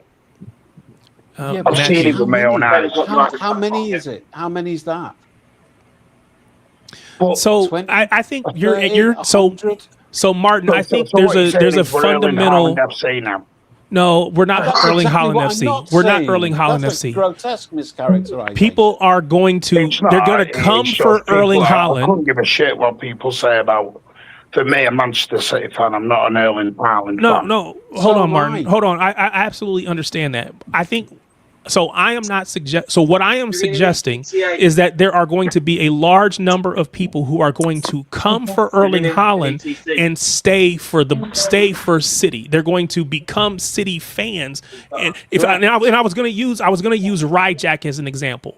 Ryjack, for everybody knows, Ryjack is a YouTuber or a content creator, focuses on City. who is an American, right? You've seen him on Martin's channels. We do Stateside Blues on on Wednesdays when that gets that growing. But Ryjack said that he was drawn to City because he watched the World Cup. I think it was 2 World Cups ago, maybe, I don't know, 3, I don't know. But he was drawn to it because of KDB. He liked what KDB was doing. He researched to figure out who does he play for, and then he started following KDB's experience and his time at City, and over time became a City fan. That's what I think is going to happen. And that is why I think his profile being raised is great. And also why I think so many of those red teams, those fans of those red teams, are trying to push back so hard. Because if you see their responses on social media, they are trying to get them to go to any team other than City because they know our fan base is going to continue to grow. I agree with you, and I agree with Trev, that many of those people will not be in the UK. Many of them will not be in Manchester. So to Trev's point, they won't be the ones that are filling the stadium week by week. I'm not saying they have. You have to be in Manchester. What I'm saying is, Riyad Mahrez, perfect example. Riyad Mahrez at Leicester City had thousands and thousands of fans, which helped Leicester City. Riyad Mahrez left Leicester, and a lot of them fans left Leicester as well. Then they came to support Manchester. Martin, we're not that. We already get 68,000 a game. We've just we don't get 68,000. Or 60 odd thousand, whatever it is. He's capped at 60, and we've only had it once. Yeah, I agree with Doku. Some will stay, some will leave. It won't be. We won't get all of them. That's why we only got 32,000 against Galatasaray. I misspoke. It's 58,000. Go ahead. And that was last season because hold on. At the Etihad. Sorry, I'm just looking it up because okay, I want to be Alan, right. While he's doing that, Alan, go ahead. You were going to say something. City couldn't fill the Etihad nearly most games last year. 99.7% occupancy. Go ahead, Alan. Hold on, Martin. It might be Trev, but with my own eyes, it wasn't. Trev, Martin, hold on real quick. Alan wants to jump in, and I know he's probably working, so hold on. Go ahead. It's different for myself and Martin and the older City fans. I grew up a City fan because of my dad. My granddad was a City fan. My dad was a City fan. I was a City fan, right? So Martin, very similar. His parents are City fan. His granddad, this is the difference between hold on, Trev. And international blues. It's a fundamental difference. So there are fans out there, especially from abroad, right? I live abroad now, but especially abroad, who will get the support City because of the Sergio Aguero moment, which is the main one, right? Okay, they started following City because of that. Now, to me, I'm a Manchester City fan. I'm not an Erling Haaland fan. I'm not a Kevin De Bruyne fan. I'm not a Sergio fan. I'm a Man City fan because I believe the badge is more important. Do I like the players that we just mentioned? Absolutely, love them. Do I love Haaland? Yes. If he leaves, I'm still a City fan. Hey, Alan, you know what I didn't hear you say? What? You never said, I'm not a James Trafford fan. Well, it's fine. So I think you're telling on yourself here. Listen.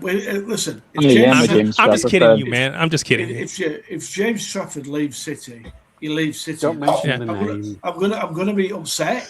But at the end of the day, I was just kidding. Martin will confirm.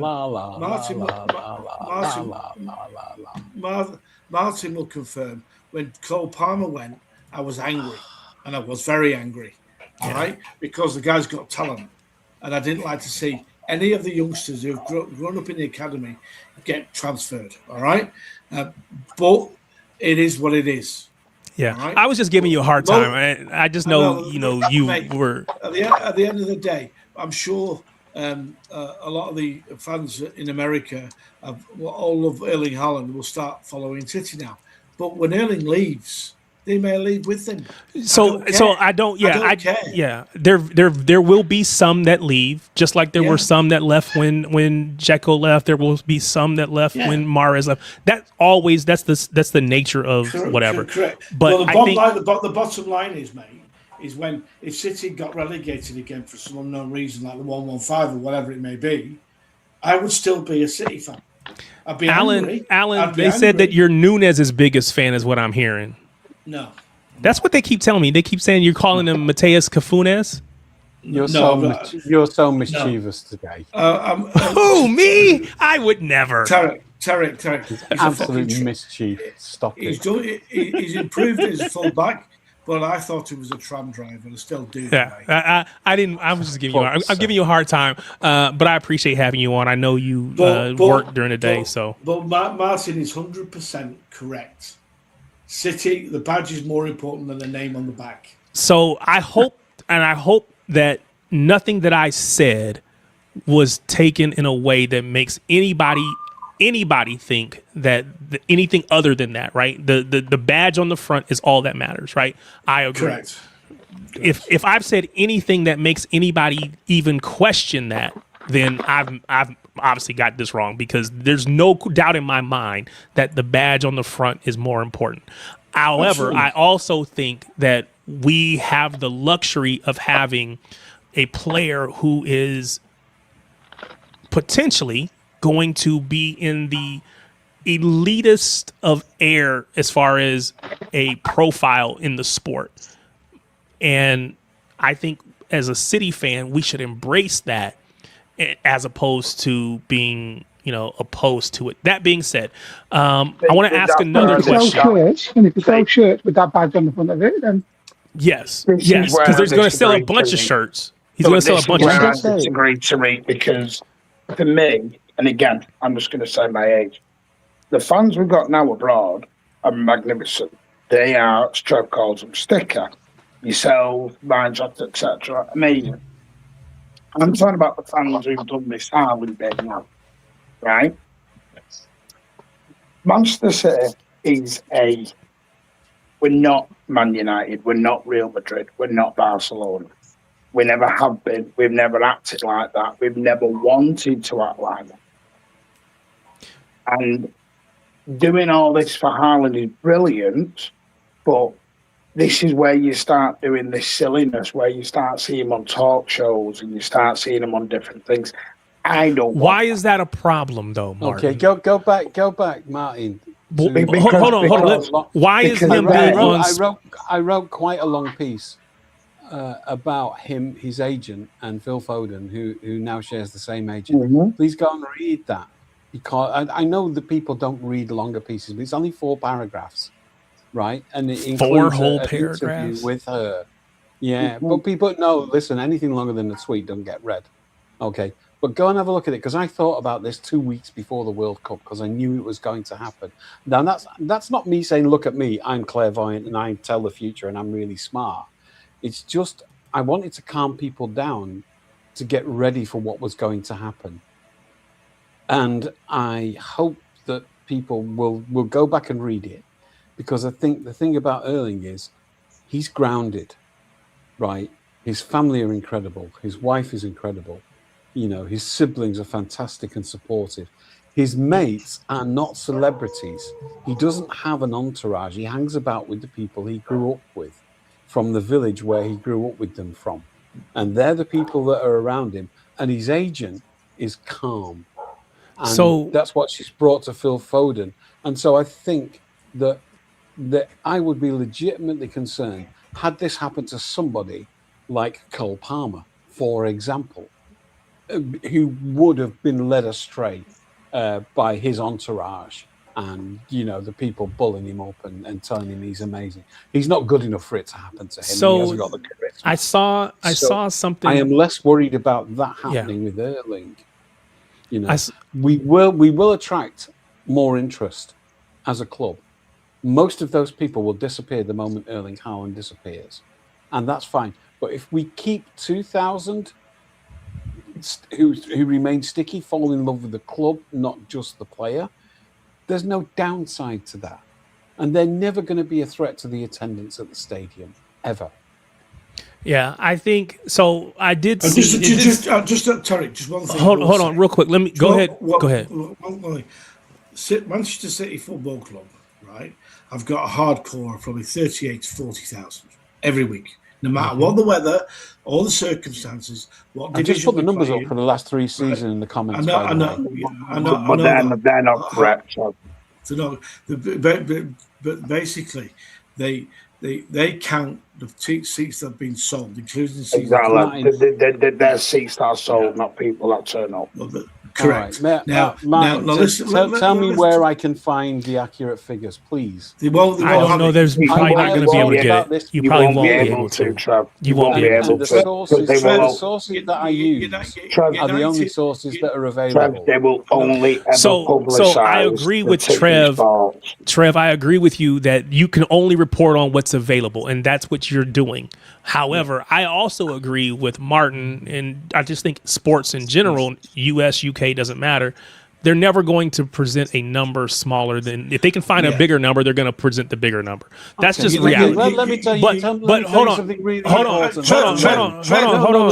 No, let me tell you something really important, specific to that point, and I'll make it brief. Insurance for stadiums requires on accurate reporting of your attendance.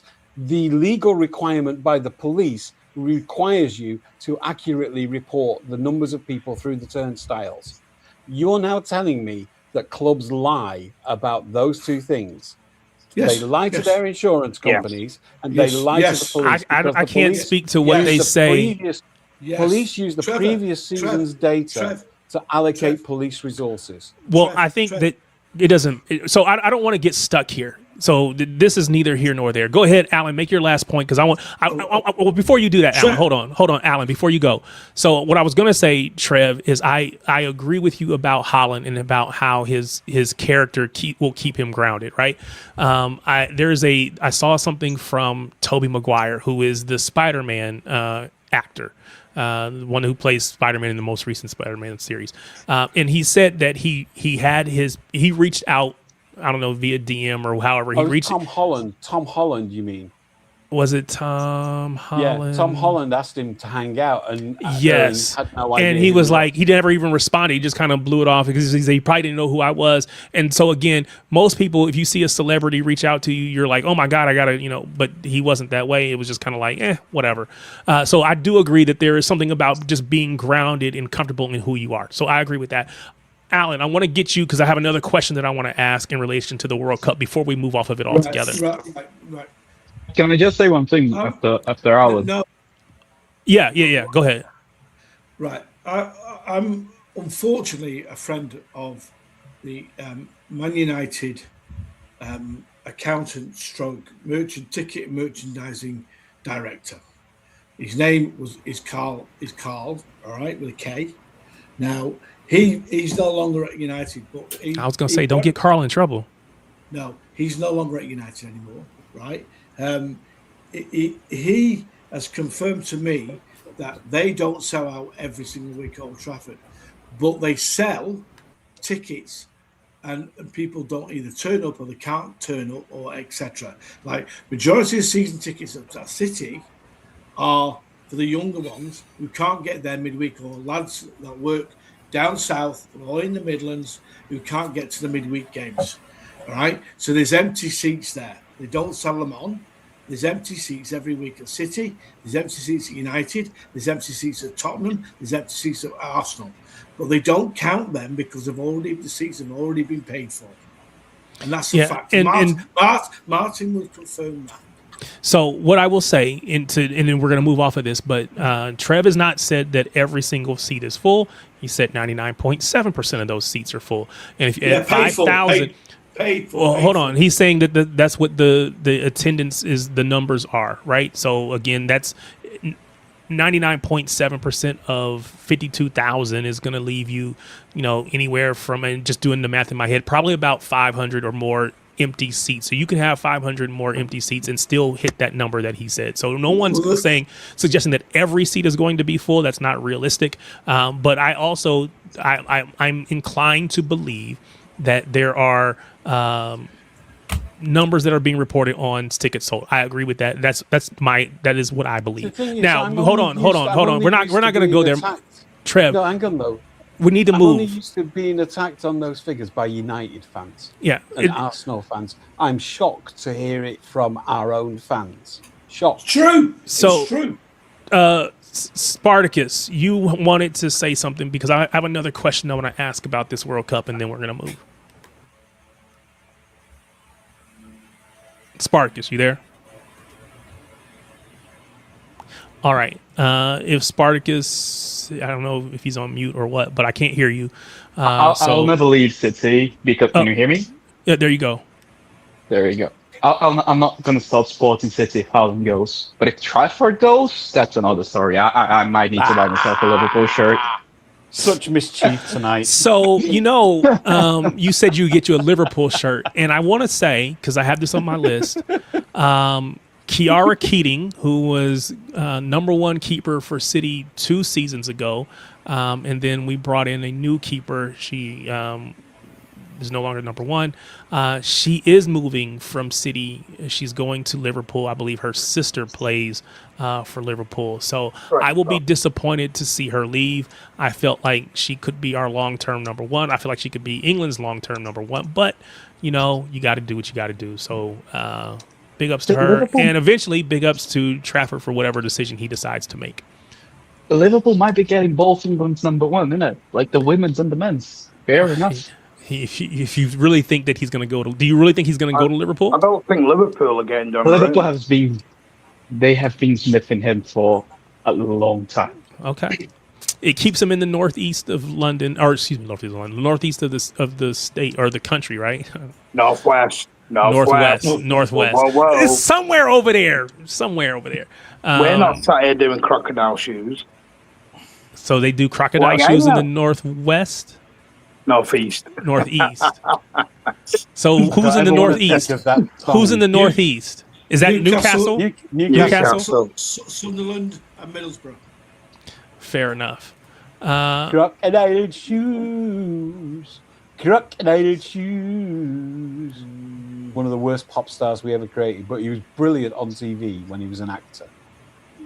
Who is this? Yes. Jimmy Nail. It's called Jimmy Nail. And the song you said he was singing about crocodile shoes?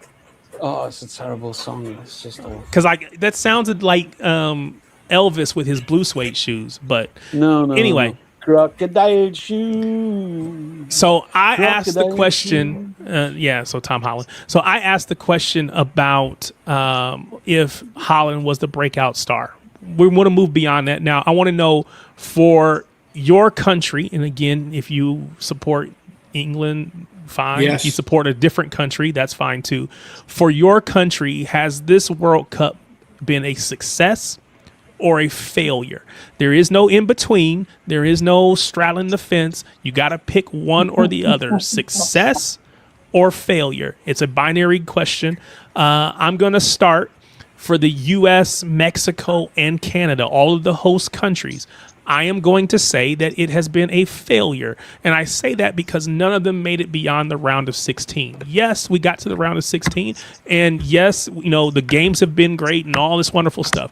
But on the pitch, I feel like it was a failure for all three. Now, it was, if you want to say what level of failure, I feel like the U.S. might have been the worst, or maybe Canada. I don't know.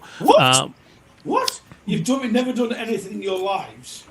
Got to the round of 16. We went out, but we've gotten to the round of 16 consistently for the last, I think, 3 or 4 World Cups.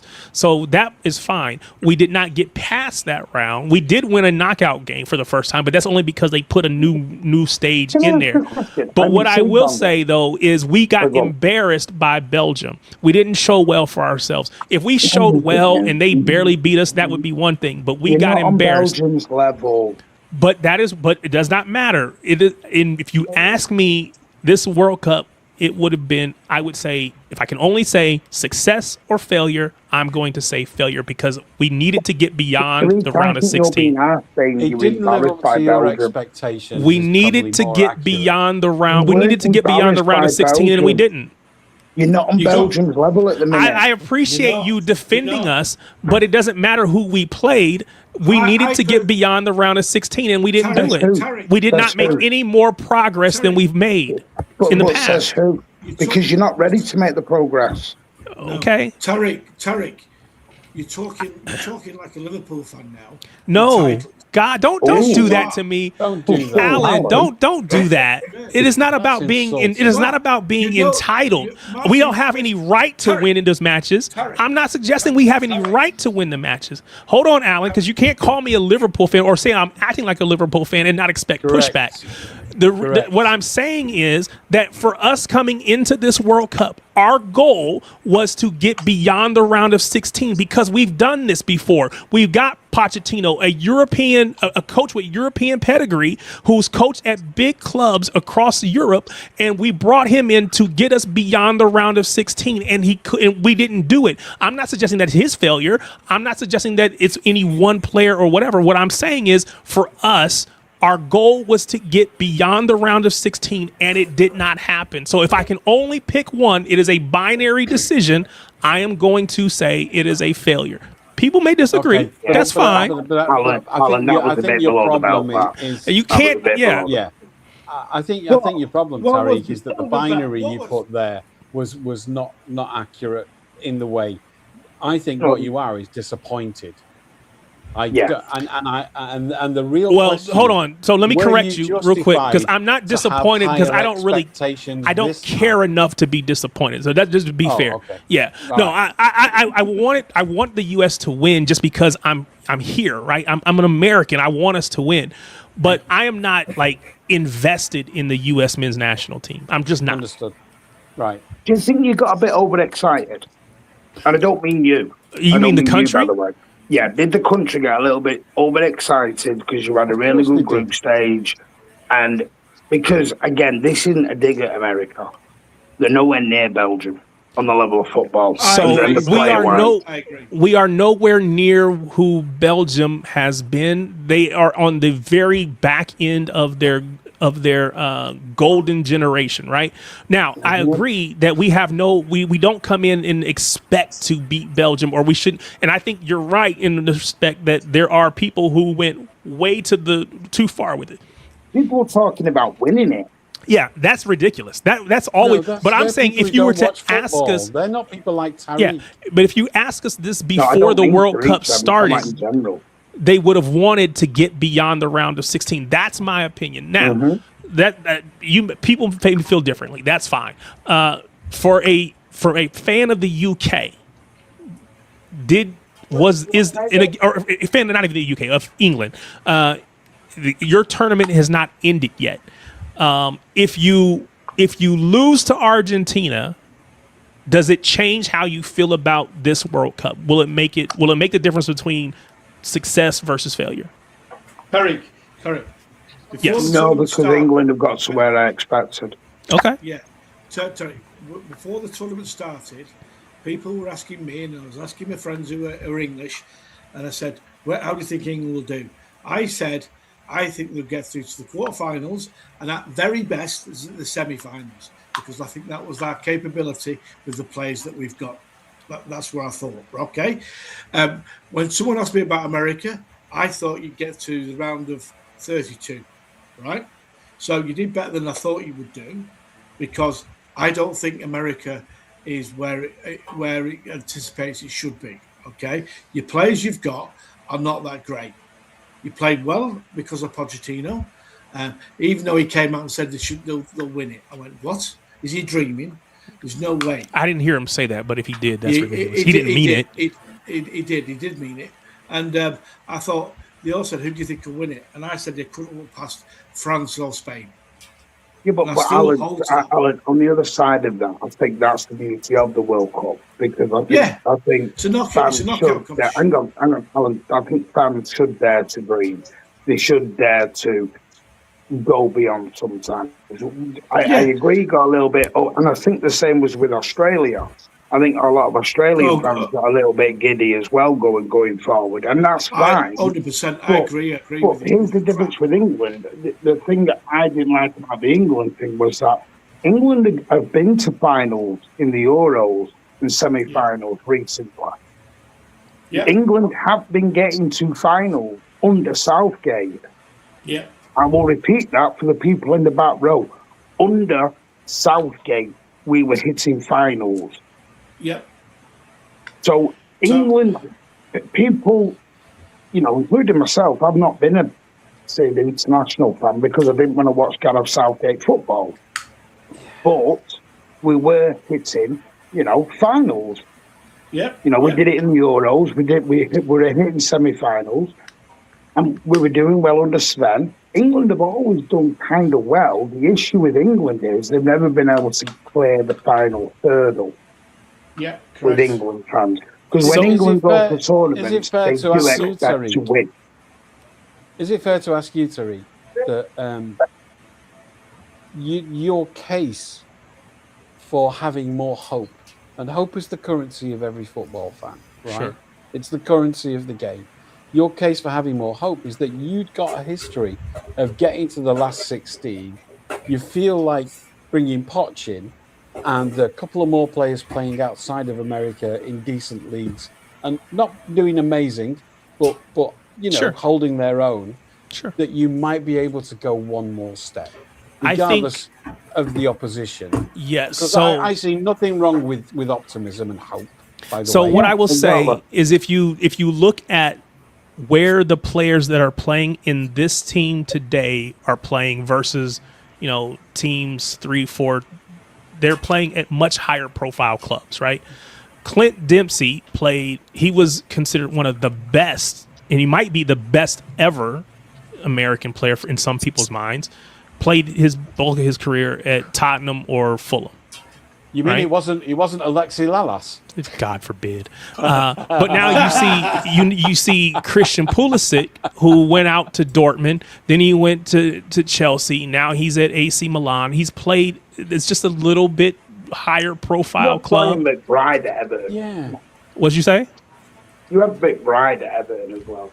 Yeah, but is Everton, and no disrespect to anybody who is a Everton fan that might be listening, but is Everton? What'd you say? Everton are one of the biggest clubs in England, Tariq. Yes, but are they bigger than AC Milan? Not at the moment. Okay, so Not maybe at the ever, moment, no. are they bigger than? Well, maybe they're bigger than Chelsea. That's crazy. You were. They're not anymore. Maybe are they bigger than Dortmund? No. So this is my point. I'm not. I don't mean that to disrespect any of those clubs that people have played for in the past. I'm saying that if you look across the entirety of the lineup, we're playing at clubs that are higher profile. Serginho Dest, not a great player to be honest with you, but he spent time at Barcelona. Right now, again, he got kicked out and he's at PSV, but they've played at much higher levels. So you would expect the football to be better. Timothy Weah has played for Juventus. I would expect them to produce better football than what we've seen in the past. Balogun And I don't. Go ahead, Dylan. What were you saying? Balogun is at Monaco. Yeah, Monaco. He's from Arsenal, whatever, right? So again, I just think the expectation would be if you're playing at higher profile clubs. Are bigger than Monaco. What's that? Everton are bigger than Monaco. Maybe, probably. Yeah, I don't doubt that. That's fine.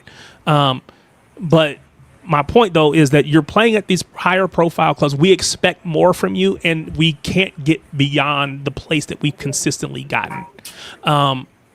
Tariq, that's because it's a knockout competition as well. Of course. If you're lucky enough to get an easy draw and go through and play lower level teams, you're going to get further. But as soon as you play against the good side in a draw, if England had been on the other side and would have to play against France and Spain and all these teams, they'll get knocked out because they are better. 9 times out of 10, they will beat us, right? So, but on the off chance, England might be able to win. But 9 times out of 10, if you put France and Spain against us, they will batter us. See, and that maybe, and I would hope that we don't get battered. And so this is what I would have wanted to see. Disagree with that. There is no disrespect. There's no problem with going out to Belgium. You can't go out to Belgium 4-1. You just can't. Especially after all of the hoopla and the hype about getting Balogun to be able to play, right? You can't do all of that and then go out 4-1. You just can't. If you go out 3-2, if you go out 1-0, that's fine. All he did was piss Belgium off with all the volley. Well, yeah, but so my point is, and again, I don't want to get stuck here. I say failure. Other people think that that's too strong. That's perfectly fine. UK. So I'm going to say something that I think we would all agree on. I think we all would agree that Norway has been a massive success in this World Cup. Does anybody disagree with that? Fuck Norway. Damn. And again, I'm gonna hatred from Spartacus, the pain in his heart. All right, take Haaland out of that Norway team. Do they get as far as they got? No, But why would you take? not. But why even take him out? No, and I'm not saying that, but you're saying Norway go on be the future. You don't know if Norway can. I think Norway need more than Haaland to push on going forward. Did I say that Norway was going to be the future? No, but that's what people are talking about. Norway I think that's ridiculous. Team. I think I don't know, because Greece won the Euros and then you never heard from them again. Yeah, I think that Norway, not just on the pitch, because I think on the pitch they got to the quarterfinals, they got to the round of 8. I would not have expected them to get there, right? I don't even know that they expected them, but they got there. So on the pitch they performed. Haaland, I've already said I think he was the breakout star of this World Cup. I think watching them after they win, sit down and do that Viking rowing celebration, it was like the rave for everybody. People, I'm watching the match after they just beat Brazil, and I'm seeing Brazilian fans in the stands with cameras recording while they're down there rowing. Doing all this, right? It was. Again, that's all. Hold on, Martin. Maybe Martin. Hold on, real quick, Trev. Maybe my question wasn't worded in the best way, because you don't seem to. So yes, that is off the pitch, but I'm suggesting that for Norway, the way it has raised their profile, the way they overperformed on the pitch, the way that all of those things together would say that this was a massive success for Norway. It does not say that they will repeat it. It does not say that they will ever get to this stage again. But for this World Cup, this was a massive success. I will stand by that. I agree with you. But what we mustn't do is confuse the football with the spectacle. I think all of it goes together to say. I'm with Trevor. I think people are confusing the spectacle and the football there. They're falling in love with the World Cup is watched spectacle. Yeah, the World Cup is watched by millions of people who don't ever watch a soccer game, a football game, as we witnessed by the amount of Americans lecturing us about what was wrong with it. Don't listen to those folks.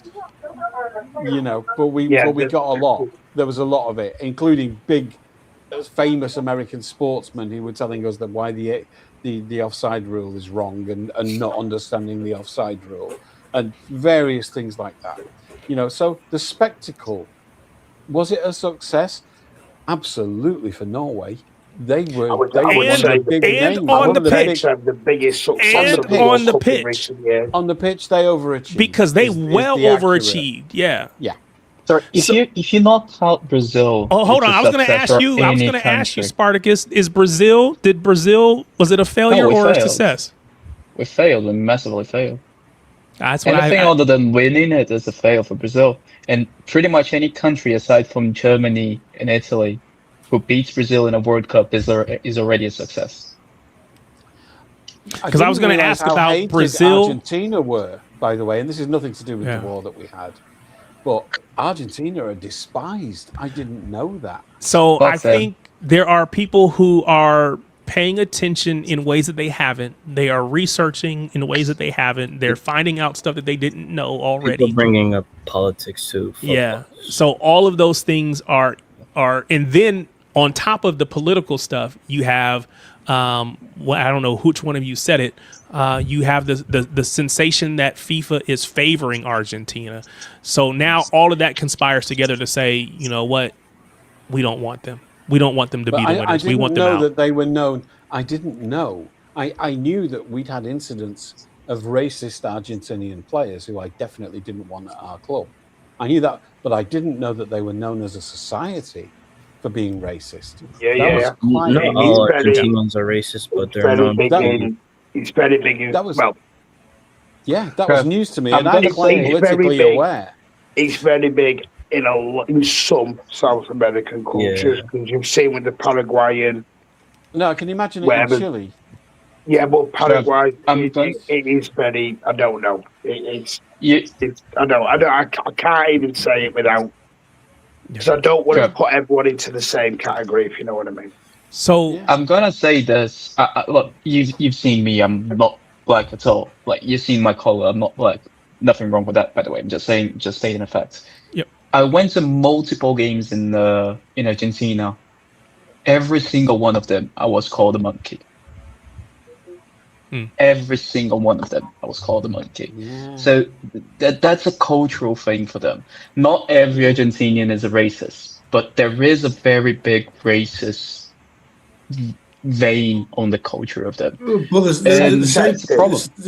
The same can be said about a lot of the Eastern European nations. They're the same as well.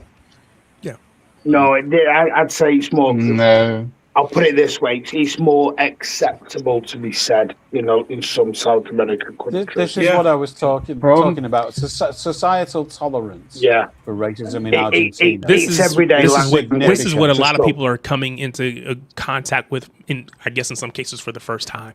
Magnus calls it out. You must have heard I've read books about. I've read books about the Nazis. So fleeing that- to that's- Argentina. There's that kind of documentary sets about the tone. An entire town. Yeah, that's I think run that by sets them, the where tone everyone's for. white. Yeah, that sets the tone for how people are perceiving Argentina. So yes, you're right that they are getting a lot of hate. I don't want to stay there. We already said Brazil was a failure. I want to know from folks, what about Germany and Portugal? Were those successful or failures? Germany, so let's say something. Yep, go ahead, Solomon. Germany is a massive upset. Yeah, they haven't had a good World Cup. They got knocked out. Who knocked them out? Paraguay. Yeah, they did not have a good World Cup. And for Portugal, I feel like for Portugal, I don't think I was surprised. I thought they would get beat. I thought they would get beat off. Who did they play? Who did Portugal play? But do you think that's because they hung on to Ronaldo? Yes. Yeah, I think they did it too much. I think they hung on to Ronaldo too much. I feel like if you take Ronaldo out of that team, it becomes more fluid. I feel like, agreed. because I think they play to Ronaldo. But I feel like if you take Ronaldo out of that team and put like a Gonzalo Ramos in the striking position, I feel like they'll be more fluid and they'll be better. And the manager, I need to speak on the manager, Roberto Martinez. I don't think he was Ronaldo's bitch. I don't know how any manager manages that team as long as Ronaldo's in it. Yeah. I don't know, because you know what he's doing behind the scenes, and it's all about him.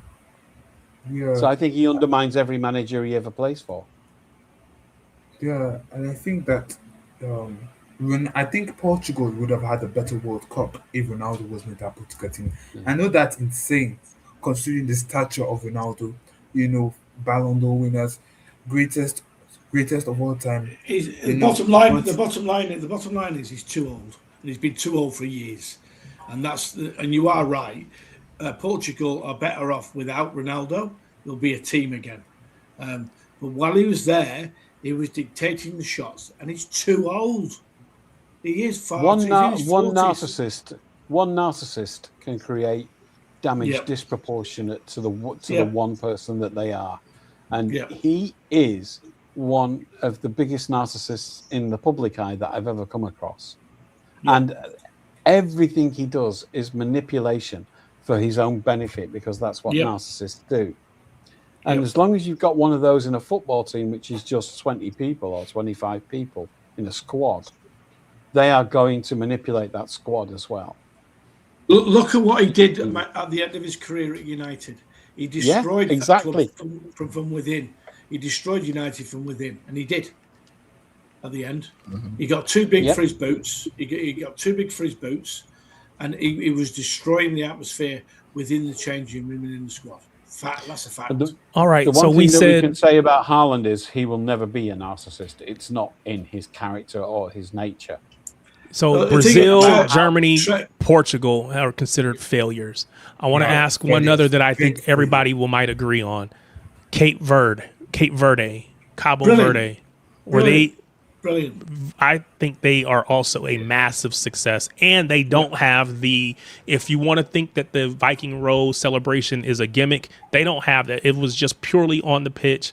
Their goalkeeper did have a high profile raise as far as, and I don't even know why, but his profile has been raised. Because the media needs heroes. Immediately because he made so many saves. He made so many saves.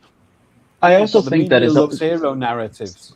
I don't think that's So not they will necessarily the amplify it. case. I don't think that's necessarily the case because a lot of the followings that he got was from Brazil, and a lot of the reason for it is because vozinha literally means little grandma.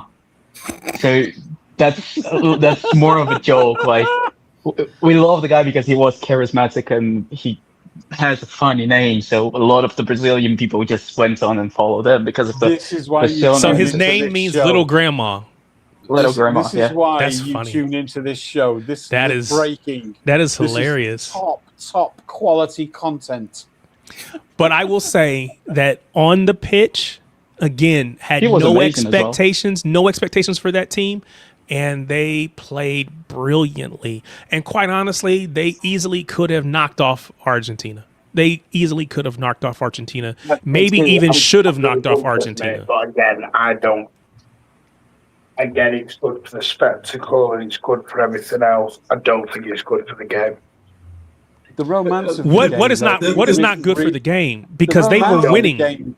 The romance of the game requires the plucky underdog. At Yeah, every but tournament. It's like the And FA they Cup. were it. No, They'll but never do the it FA again. Cup is designed for the giant killing. killing. The World Cup is not. The World Cup is meant to be the best of the best going to compete. But Come on, but Dave. hold on, but Martin, No. but Martin, Let's hold go on, through this. hold on. But Martin, so I have to take. This sounds like sports No. day at a local No, school. you said the World Cup is supposed to be about the best of the best. Mm-hmm. How are we defining that other than what happens on the pitch? And Cabo Verde was beating teams on the pitch because you sound like someone, and I know this isn't the case, but you sound like someone who says, "Oh, well, we need to get." Italy, No. Italy should have been here. Italy deserves to be here. Italy can't win on the pitch. Now, I know that's not you. I know that you wouldn't really say that. Qualifying. Yeah, I know you wouldn't say understand that. You go off qualified. I accept that. But what They qualified, Martin. What I'm trying to say is this has been the argument for the Champions League for many years now. That This is where- fifth and sixth place were getting the Champions League. I remember when Tottenham got all the way to the final. And all you read and all you heard off everyone was Tottenham was 30 odd points from the top of the league. How are they in the Champions League final? And it feel like, for me, if City don't make the top four, then we don't make the top four. Don't want to start going to fifth and sixth just to get, because then it becomes a Super League.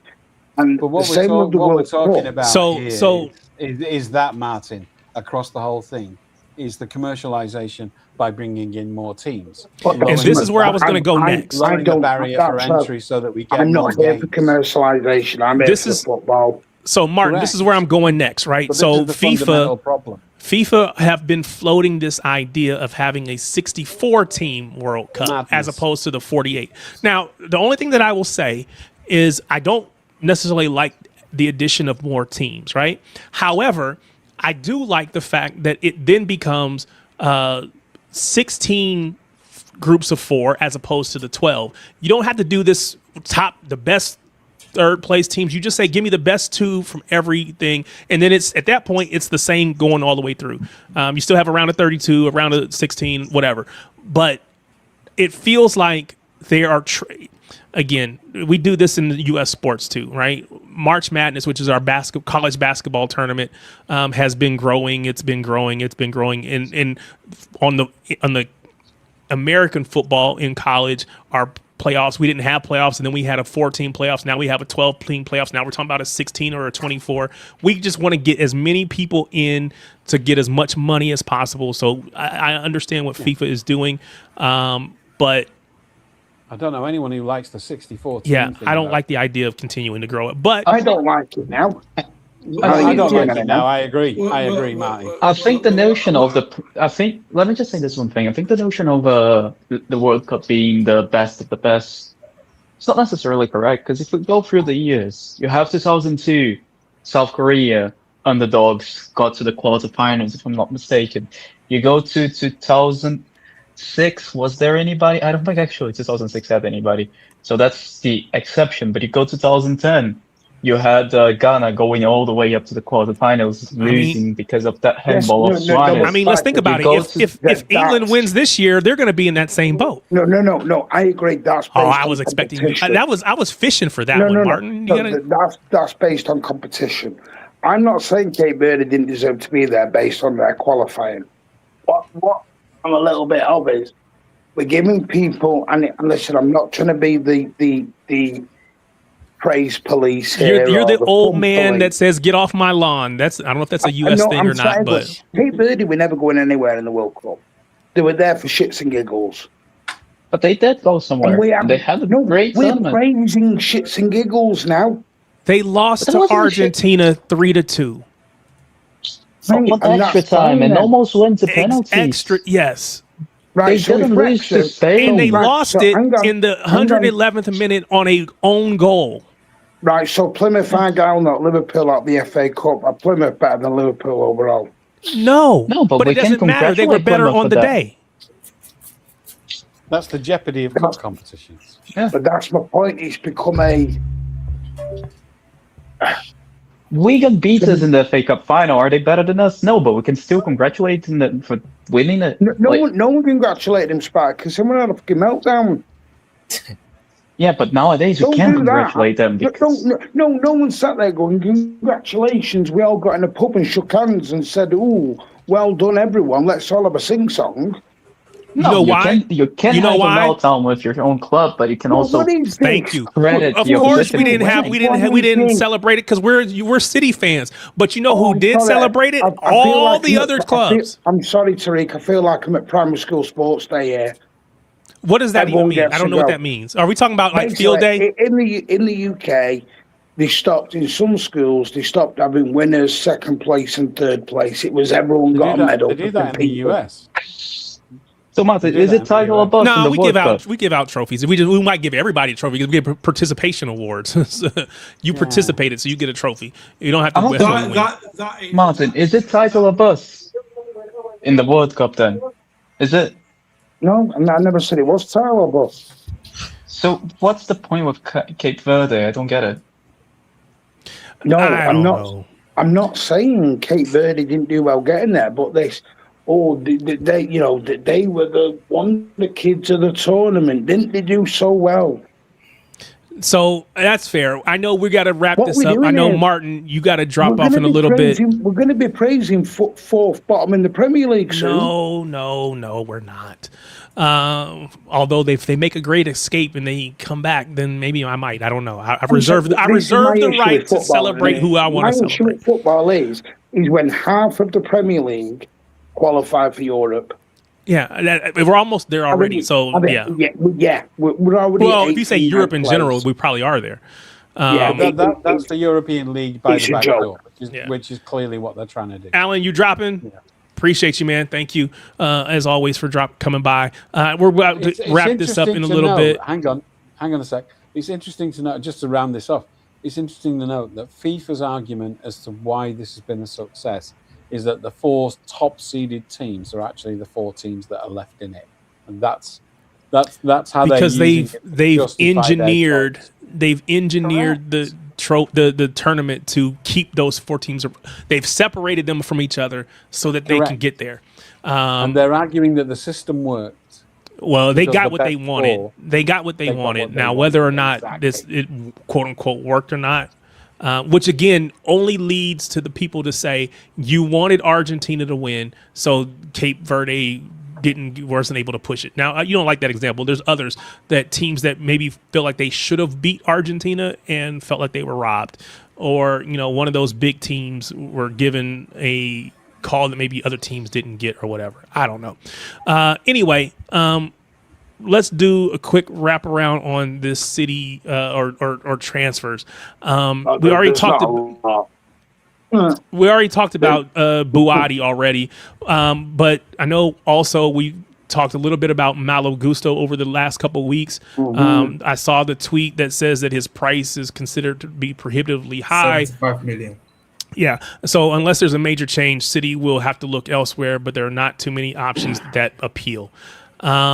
There's a game that's supposed to have happened today. The game should be over at this point, but they were inviting clubs to a quote-unquote shop window game on Tuesday to look at up to 25 players available to buy or loan. Now, my question for you, I'm imagining that something like that happens behind the scenes on a more probably fairly regular basis. You have to find a way to, put your players in the shop window.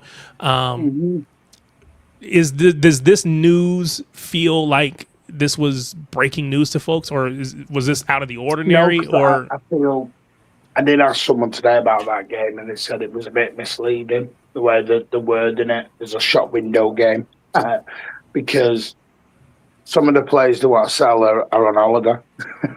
They're not even there because they've been at the World Cup. It's more of the youngsters get looked at. They may go and have a loan somewhere, things like that. Pierce Charles has already sorted out his loan. He's gone to QPR on loan for a year. Naipan's obviously gone to Lamel for a season. Yeah, I was going to bring him up, but go ahead. You already started it. Echeverria, the plan is to loan, or if they get the money back, they will sell Echeverria. That's just not worked out. There was somebody else as well. I'm making a cup of tea. My mic and camera were off. Regan Heskey is an intriguing one because they do want to keep him, but looks like he might want to leave. McAdoo, he's getting a lot of interest from all over the gaff at the moment for potential loan. No decision's been made about Jeremy Monger at the moment. Malo Gusto, there is interest. There's genuine interest. They don't like the price. They will not pay the price. But Malo Gusto is someone that they do like and they would like. Buada, yeah, they have started talks and they've started advancing. No fees agreed, nothing like that. But I'm trying to think, is there anything else? There's no news and outgoings at the moment. Because I saw a tweet today that said Real Madrid, or I don't know if it was today or yesterday, whatever. Real Madrid have registered interest in Manchester City midfielder Nico Gonzalez, monitoring the 24-year-old as a potential target this summer amid reports of limited minutes at the Etihad. That feels like something that was leaked. Maybe his agent's trying to drive it. But any thoughts on him going to Real Madrid, especially if they lose one of Camavinga or Tchouaméni? He wouldn't. You're swapping one bench for another bench. Agreed. Yeah, which is why I don't think which is why I don't necessarily think it's real. What were you saying? Martin, with all due respect, Madrid's bench is a lot more attractive than our bench. Yeah, that's because again, Madrid are a bigger club than we are. But, unfortunately, you know how much you hate them. No, he's still not going to play though, is he? He's moving there for the lifestyle. There is interest. There is interest from Madrid in Nico G. There was interest from Tottenham in Nico G. I don't know where Nico G stands, especially if you're going to buy Buada. I don't see a way forward for him because he's now going to be the backup to the backup. Is Savinho deal going to get done, or is he going to end up staying? Savinho right now is probably going to end up staying. He is liked by Maresca. He is liked by Caldoun. He's just not liked by Viana. I was going to say, you didn't say Viana. Well, I didn't want to put it as direct as that, but you know. I was trying to be less coy. I was trying to be more coy than Spartacus. I wasn't trying to win it on the head. All right, fair enough. The Listen, thing with some people Slovenia has start always fans, been but that the the thing with intriguing thing Slovenia. is Maresca's done into. I mean, Ruben Diaz is one to keep an eye on, sadly. Hold on real quick. So Snoopy asked this question. He says, Barca removed Cucurella's name from their academy registry after he signed for Madrid. Would Nico G risk the same treatment? And I know that there was a big deal, and I think Cucurella actually came out and made a comment about the fact that, hey, it's Madrid, you got to go, whatever. Yes, play came through the academy, but got to go. How big do we think this is for players that have come through the La Masia? I think the thing with that one was more because Barcelona wanted to get him as well. So he chose to go to Madrid instead of going to Barcelona. That's why they behaved like that. I think if that's Nico G, realistically they don't care about Nico G. He's not good enough to be on their bench even. So if he goes, I don't think they're gonna care. You're such a Nico G hater. I mean, is he gonna start ahead of Bernal, who scored the brace in the Champions League semi-final?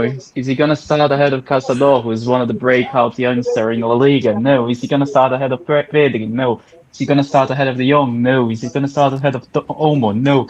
Is he gonna start ahead of Gavi? No. Is he gonna start ahead of? Fine.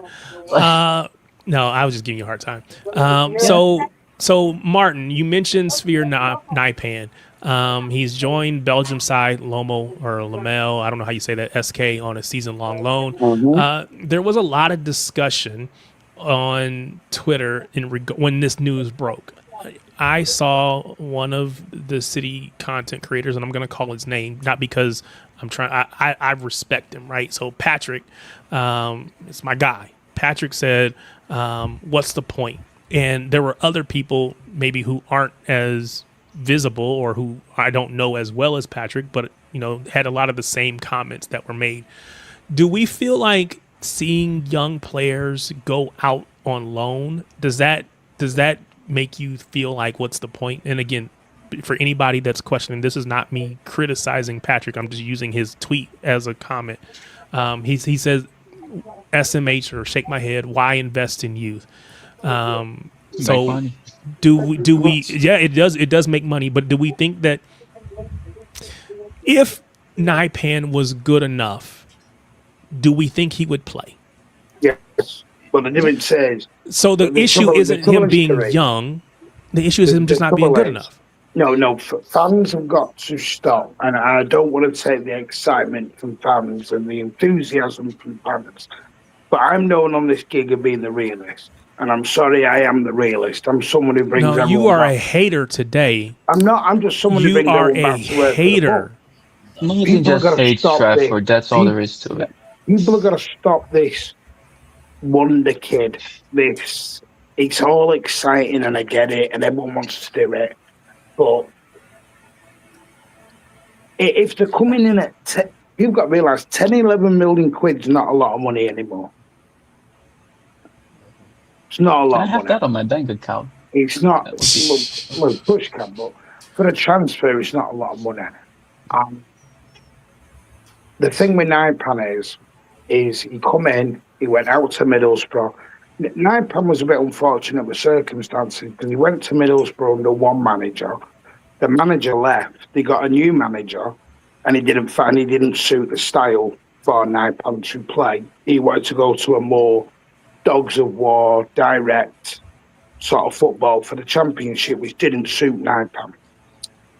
So Naipan came back and he played in our EDS and basically just got forgotten about.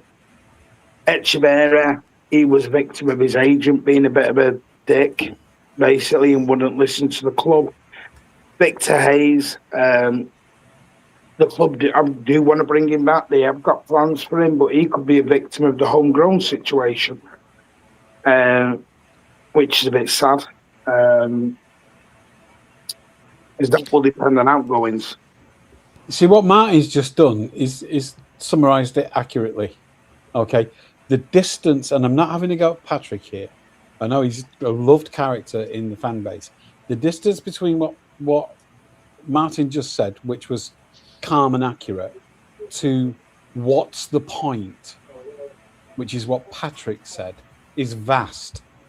I mean, it was an emotional. It sounds like an Patrick emotional take for sure.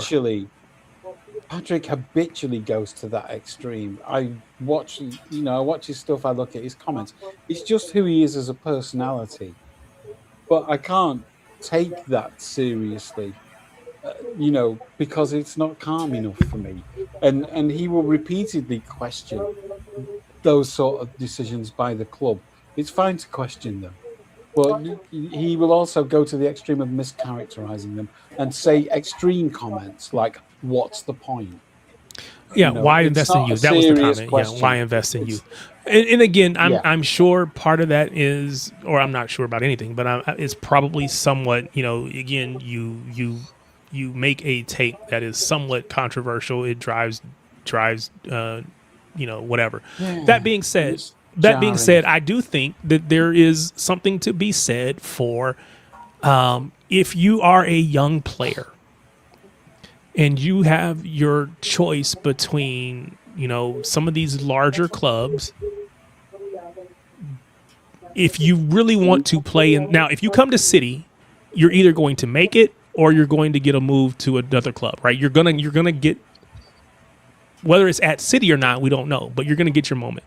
But if you want to play at the top level, do you take the risk of coming to City if you may not get on the pitch, and maybe you go to another club, maybe, and again, I'm going to use them just for the sake of this conversation. I don't really believe this, but would you go to an Arsenal who maybe put you on the pitch earlier, or would you go to a Liverpool who may put you on the pitch earlier?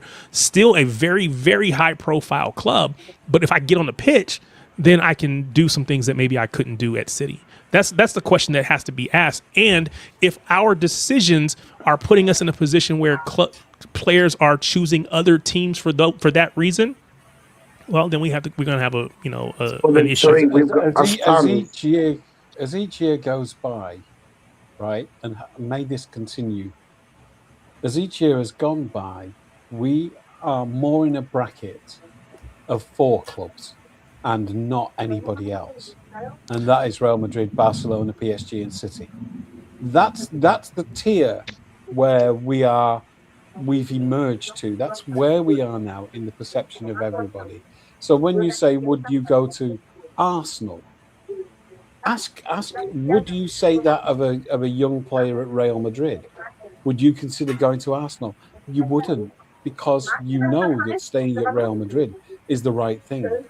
Would you say if I'm from Madrid, I can go to Real Madrid and be on the bench and never play, or I can go to Atletico Madrid and maybe play? Now what I do will depend on what I do. Real Madrid, but you're adding a qualification.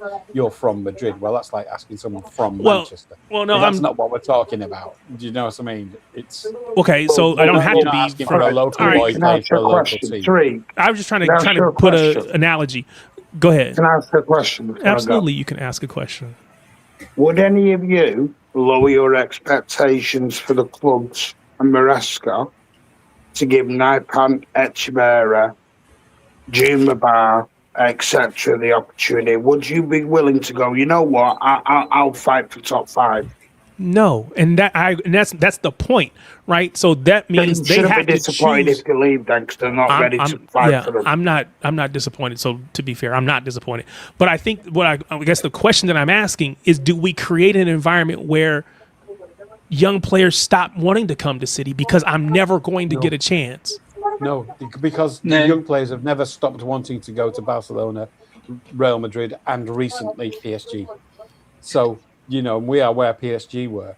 We are emerging as that extra we've just bought a winger. We've just bought a winger and loaned him to Monaco for 2 years and spent 24 million quid on him.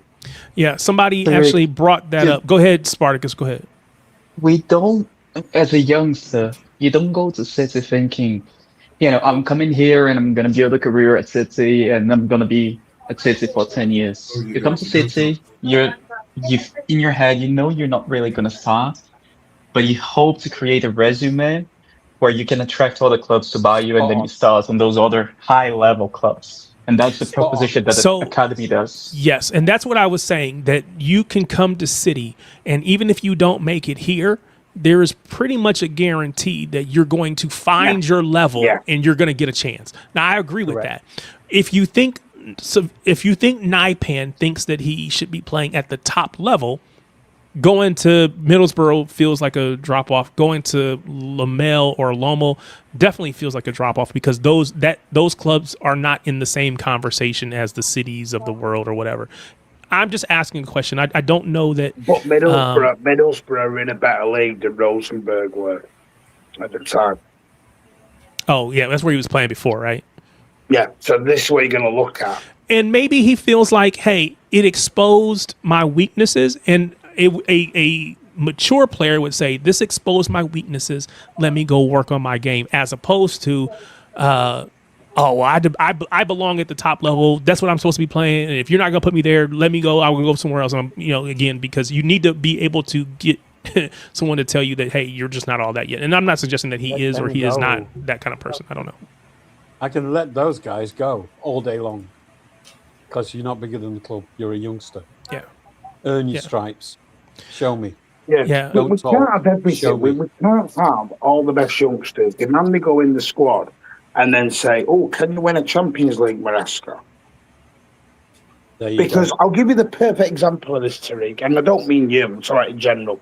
Last season, we went to, what were they called? Bodo Glimt. Yes. I was one of those people who said we should smack Bodo Glimt every day of the week. Look at our back line at Bodo Glimt. Now, you go in there with Max Elaine, Rico Lewis, etc., and putting people at right back to a left backs, and you're basically going out with a makeshift team. You're playing Rodri, who was nowhere near fitness, anywhere near it. It was. This is the problem.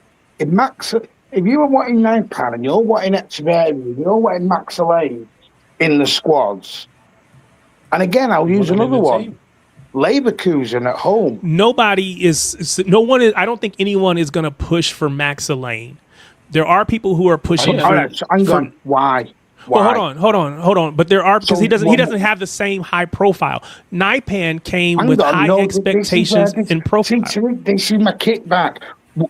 What has Victor Hayes done ahead of Max Elaine? Oh no, hold on. I didn't even say anything about Victor Hayes. But now again, I'm just as an example. What has he done different? He's played top level team, but I wasn't going to bring him up. I was going to bring up Echeverri, right? Echeverri came in with high expectations. Now, part of that is LB's fault, and I'll tell him that any day of the week. Part of that is LB's fault, but he came in from playing in River Plate. Who? River Plate. Yeah, River Plate. If you speak to River Plate fans, they said Echeverri wasn't ready. I said he wasn't ready. But the expectations were high for him in a way that they are not for Max Elaine. With the Max Elaine thing, Martin, I thought he was going to be amazing, and the expectations were raised about Keiki, but not by the club, by the fan base. We didn't overpay for him. The thing is, Martin, was the Victor Hayes? The numbers on academies, I keep repeating them because people forget. 1 in 100 academy players will go on to have a career at a top level club, a Premier League or European equivalent club. 1 in 100, and only 5% will have some sort of professional career and sign professional terms. The wastage rate in any academy is 95%. You say wastage. I don't know if that's intended to be negative, but I just hold on. Who was that? Oh, was that Martin? The attrition rate. Oh, attrition rate. Yeah. You're right. Not everybody's not going to make it. Yes. 95% won't make it. Yes. City overachieve by a country mile in the players that our academy produces that do go on to have careers, even if we let them go at they have careers somewhere. Yeah. We massively overachieved. Name me a club that produces more, that go on to play at the top levels in Europe and have careers? Yeah, I would say just Barcelona and maybe Chelsea. Go ahead, Martin. Right. Can you just pull up the 11 when we played Leverkusen at home and we got beat 2-0? Just while you do that, Martin, the difference between Peter Hayes and Elaine is that Peter Hayes has been playing. Don't do no. I'm bored of this. I don't want to do this. The whole team was changed because well, when this 11 gets read out, that was good enough to compete against Leverkusen. But so I think Spartacus's point about what I thought he was about to say was about Peter Hayes. Can you just read me that 11? Hold on, let me pull it up. Was Trafford, Rico? I don't remember the centre back pairing. So James Trafford, you're telling me, right? Hang on.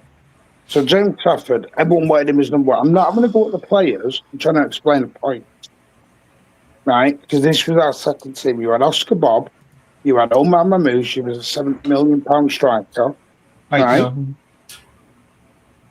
You had Trafford, etc., etc. And everyone blamed Pep, which is fair enough because he did probably make too many changes. But that 11, ability-wise, was still good enough to perform better than he did against Leverkusen. Yeah, but this is where I disagree, Martin, because if you pick 11 players who are not playing consistent minutes together, and you make a wholesale change as he did, and you expect them to compete against a good side in Leverkusen. So on the first game of the season, when Sunderland bought like 15 players in on the first game of the season in the Premier League, could they have the excuse they never played together? That's not an excuse. That's a fact, and that's different because they have been playing in pre-season so have they not been training, everything for that. So have they not been training together every day? The training is not made for them. No, the training is made for the first team, and they are supporting characters. That's utter garbage. That's not garbage, Martin. That's how it works inside football clubs. Hold on, real quick. You design the train and the training sessions around the first team, and then the training is not just for 11 players. Yeah, it isn't. But the rest of the team who are not part of the main 11, they are supporting cast. They act as the shadow for the opposition to be doing. Like they don't act as. No, this is not bullshit, Martin. You know that very well. You know that when you wait. Let me just clarify this. Let me just clarify this because I might have said something that it got a little bit lost in translation. What I'm saying is, you build a team, the first 11, and then you use the backups and the other players to simulate the opposition. You don't keep them training the passes down consistently for the whole season. You're gonna more often than not use them as the opposition, as a shadow for what you expect the opposition to do. This is why you don't expect, if you're gonna put the whole backup team to play at once, you don't expect them to perform like the first team because they don't have the chemistry on the passes that you want them to do. That wasn't a full backup team. That's a full backup team, Martin. No, it wasn't. Okay, who wasn't a backup there? Oscar Bob was playing games at that point. No, he was already the backup. At that point, Gordon was the starter. Omar Mamouche was a £70 million striker, and we all said that Welcome wasn't playing. Who was the backup because he just got injured and was coming back from injury because of the World Cup coming. He got injured in the beginning of the season and was just coming back. Think right now. Yeah. Hey, I'm gonna jump in real quick because you're just gonna defend everyone. Hold on, Martin. I want to jump in because we got a super chat. So big up to my guy, Big Body Agnew 7448. Big up to you. Really appreciate the support. Thank you so much. But he asked the question of you, Martin. Are there any new names on the transfer list? And I think you said earlier it was kind of quiet, but I want you to answer his question. No, there isn't any new names. No new names. Not at the moment. Yeah, no new names on the transfer list so far that anybody has heard. Okay, but certainly appreciate you. Thank you so much for the support, man. And while we're here and while we're paused for a second, big ups to Herbal and to Jeremy Doku the Goat, who subscribed today. They might have been subscribers before, I don't know, but they subscribed today. So big up to you guys. Certainly appreciate any and all support. Anybody else that may have subscribed today who I didn't get a notification about, thank you nonetheless. I appreciate every single one of you. If you haven't already, if you're new, this is your first time and you didn't hit the subscribe button, go ahead and hit it now. It will just help me out so much. And so I certainly do appreciate it. So big up to all of you. All right. I think we're going to anything else that we need to hit on before we wrap it up. My favourite question I've been asking City fans this week, if you want it. You want it? Yes, go ahead. Okay. All right. Hypothetically, and the answer is a number, okay, not a sentence. The answer is just a number.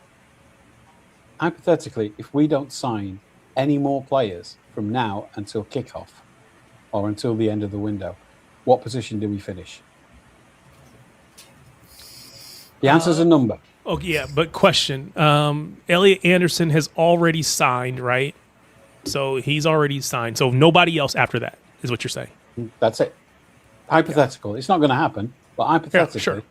It helps me understand where we are in our heads. Where do we finish? The answer is a number. I'm going to say 3. 3. Yes, but only my only reason for saying 3 is just because I don't want to put unfair expectations on Maresca out the gate. I think he's going to need some time to adapt to a new club and whatever. But I think that we have the ability. Our team is good enough to win the league. But I just don't want to put that on Maresca in his first season. Now, you didn't. I gave you a 3. That would have been the next thing I asked. But what I want initially is a number. Yeah, I'm going to go 3. Yeah. Right. Next. Dylan. Go on, Martin. Okay. Dylan, what number would you put on where we finish? 1. Martin, do you have a number? Where we finish now? If we don't sign anybody else. 1 or 2. Spartacus.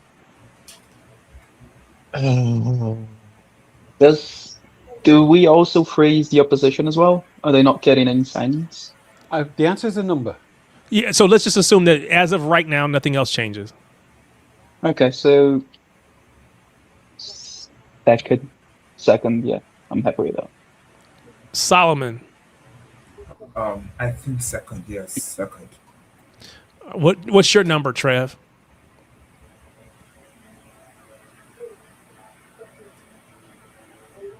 I'm going to say first. I think we win the league as we are. Yeah. Happy clapper. You think we win the league? Wow. I don't think. Well, if I'm going off what people are selling, right, the squad's No, not I'm good asking enough. you. I'm asking you what you think. Let's see if Not the what chat. what people are saying. Let's see what I the wanna chat know have said. what the six people in this screen, okay, and then the chat. I'm probably going to say second.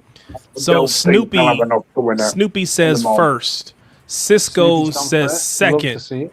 Okay, Real lovely. Mario says sixth. God forbid. Okay. Uh, Is he a DC member? DC says 2.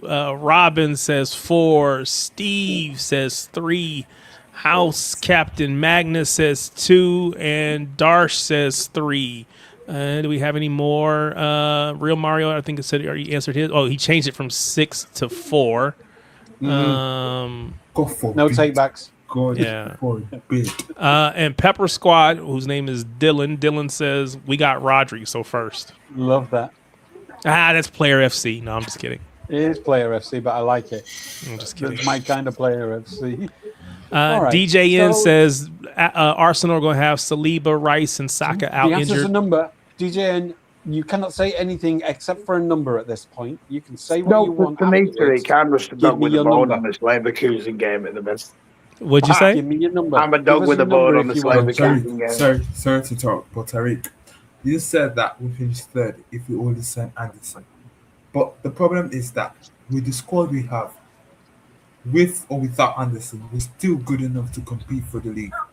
So We and you said are third. absolutely. Yes, I agree We with did you. that. We are Is our absolutely No, good give one a enough. question. Yeah, Is our sorry. bench good enough? Hold on. Let him finish his Yeah. question. Go ahead, Wait. Solomon. Finish your question. What I said is that I'm asking a question. Apart from us and Arsenal, I don't see another team capable of challenging Arsenal for the league. I just don't. I think we're the only team that's good enough to challenge Arsenal. Sorry, but Fair. United So you're signed- saying that I Us should right now have been without 2. any extra players. Anything after 2 is ridiculous, is what you're No, saying. yes, Yeah. that's what I'm saying. No, that's fair. I can understand that. And so my only statement, and I said it earlier, right? I just don't know what to expect from a Maresca coached squad. I just don't know what to expect. I don't think he's a bad manager. I think he'll settle here at City. I think we're going to support him, all those things, right? I just don't know what to expect because I haven't seen it. So I have to think maybe while he's figuring it out, there's going to be some drop off in the beginning, and then we'll hit our stride and we'll go on to win. So I just don't know. I don't want to put the pressure on I can somebody say else too. for that. He No, wants that's what to I win say. it. I'm trying to take the pressure off Maresca a bit because the where I'm confused is, I think as an 11 we have the best 11. Right now our squad depth is not as good as people think it is. But the reason why I asked the question, I think, is, and the conversation in the chat went in this direction a little bit, which is what I was hoping would happen, is now look at everybody else.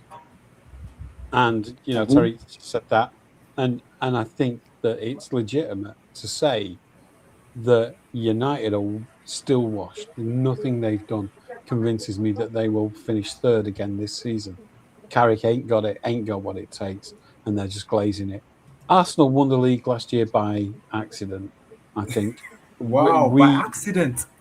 Yeah, By because because of the tactics that they used when they legitimate will not be legitimate and indulged this season because of the amount of other people. But Trev, and they've been getting away with it for 2 seasons. So Mario says Arsenal, Liverpool, Villa. Now I think Villa might be too strong, especially if they lose Morgan Rogers. But I do think that Liverpool have to come back to some semblance of who they were before last season, especially if let's assume that Isak is back healthy. Let's assume that Ekitike gets healthy. I think they can't be that bad, right? Maybe I think Liverpool are the dark horses that everyone's ignoring. Ekitike is a super talent. I really rate him better than their other 2 signings that season. Ekitike is the one that was the man. I really rate him. I fear him. Whenever we play him, I fear Ekitike only, not Wirtz and not Isak. Wow. But Trev, this is where I get confused because everyone's, again, and I'm sorry I'm dog with a bone on this, but people keep telling me the squad, the bench isn't good enough. But then when you suggest getting a player, everybody says, where's he going to play? Trev, I'm not saying that. No, Trev, I'm not saying that. And then when you say where he's going to play... Trev, let me finish. Hang on a minute, because I know the logic of this. No, you're not doing the logic. You're doing what you do. You're just guessing. You're doing to me what you accuse others of doing. I'm not guessing. I know how this conversation goes. Okay, I'll shut up then. No. Go on. Go ahead, Martin. No, I'm not going to say anything anymore. No, Martin. Because he knows how the conversation's going to go. Go ahead, Martin. The squad's not big enough. Everyone wants to buy 45 players. Everyone wants to buy 45 players, and everyone. But when we play Bayer Leverkusen and we put out £70 million players, everyone calls them shit. Yeah. So which one is it? I was saying. Yeah, I think that this is the sequence of the debate. Let me finish the sequence of the debate. The squad's not big enough. It goes in circles. The squad's not big enough. Okay, we should buy this, and this player. Where are they going to play? They're going to play instead of this person. Oh, well, that's shit. They can't play instead of that person. So then they're going to want to leave. This is the circular argument. This is the way this conversation always goes. You can't make anybody happy with this conversation because it's endless. It never goes anywhere. Let me go through the stages again. Squad's not big enough. oh, we need to buy more players. If we buy more players, where are they going to play? They're going to play instead of this player, this player, and this player. Oh, well, they won't be happy with that. Oh, well, we won't play them instead of this player, this player, this player. Oh, okay, then the new signings will want to play to get first-team football. And that's it. And you go back to the beginning. And it doesn't ever go anywhere. And I want it to go somewhere. I really want You'll never make conversation it go to anywhere, progress. Trev, because that's professional football. Is it possible, Trev, to nowadays? I know that the previous generations, they were a lot more willing to be on the bench and to be around better players to win trophies. But That's with a this great current question. generation of players, is it possible for you to have these big squads where you can bring out a Sergio Aguero and bring in a Gabriel Jesus, get out a Sterling and bring in Riyad Mahrez, take out Sane and bring on Bernardo Silva? Is it possible to have that with these current players? Because in my concept, I don't think you you've can. just moved that. I think you've just moved that conversation on. Thank you. I think Yeah, that I don't might think be you a can. thing. I don't No, think I you think can. you can. I think you can make it work for 2 years. I think it works for 2 years, and then if players aren't playing, then you have to refresh it. But then if your business model is to buy a player for 90 million and then sell him for 65 2 years down the line, your club's gonna last very long, argue.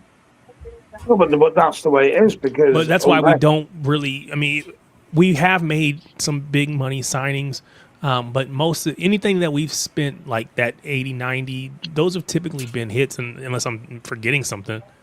Yes, we've made some, 65 million or 50 million or whatever, and maybe they haven't hit yet or whatever. But I don't think we miss on big money. Like you're talking about Grealish, I guess. When did resale value and commercial interest enter the conversation on a fan channel, where what we want is to win everything?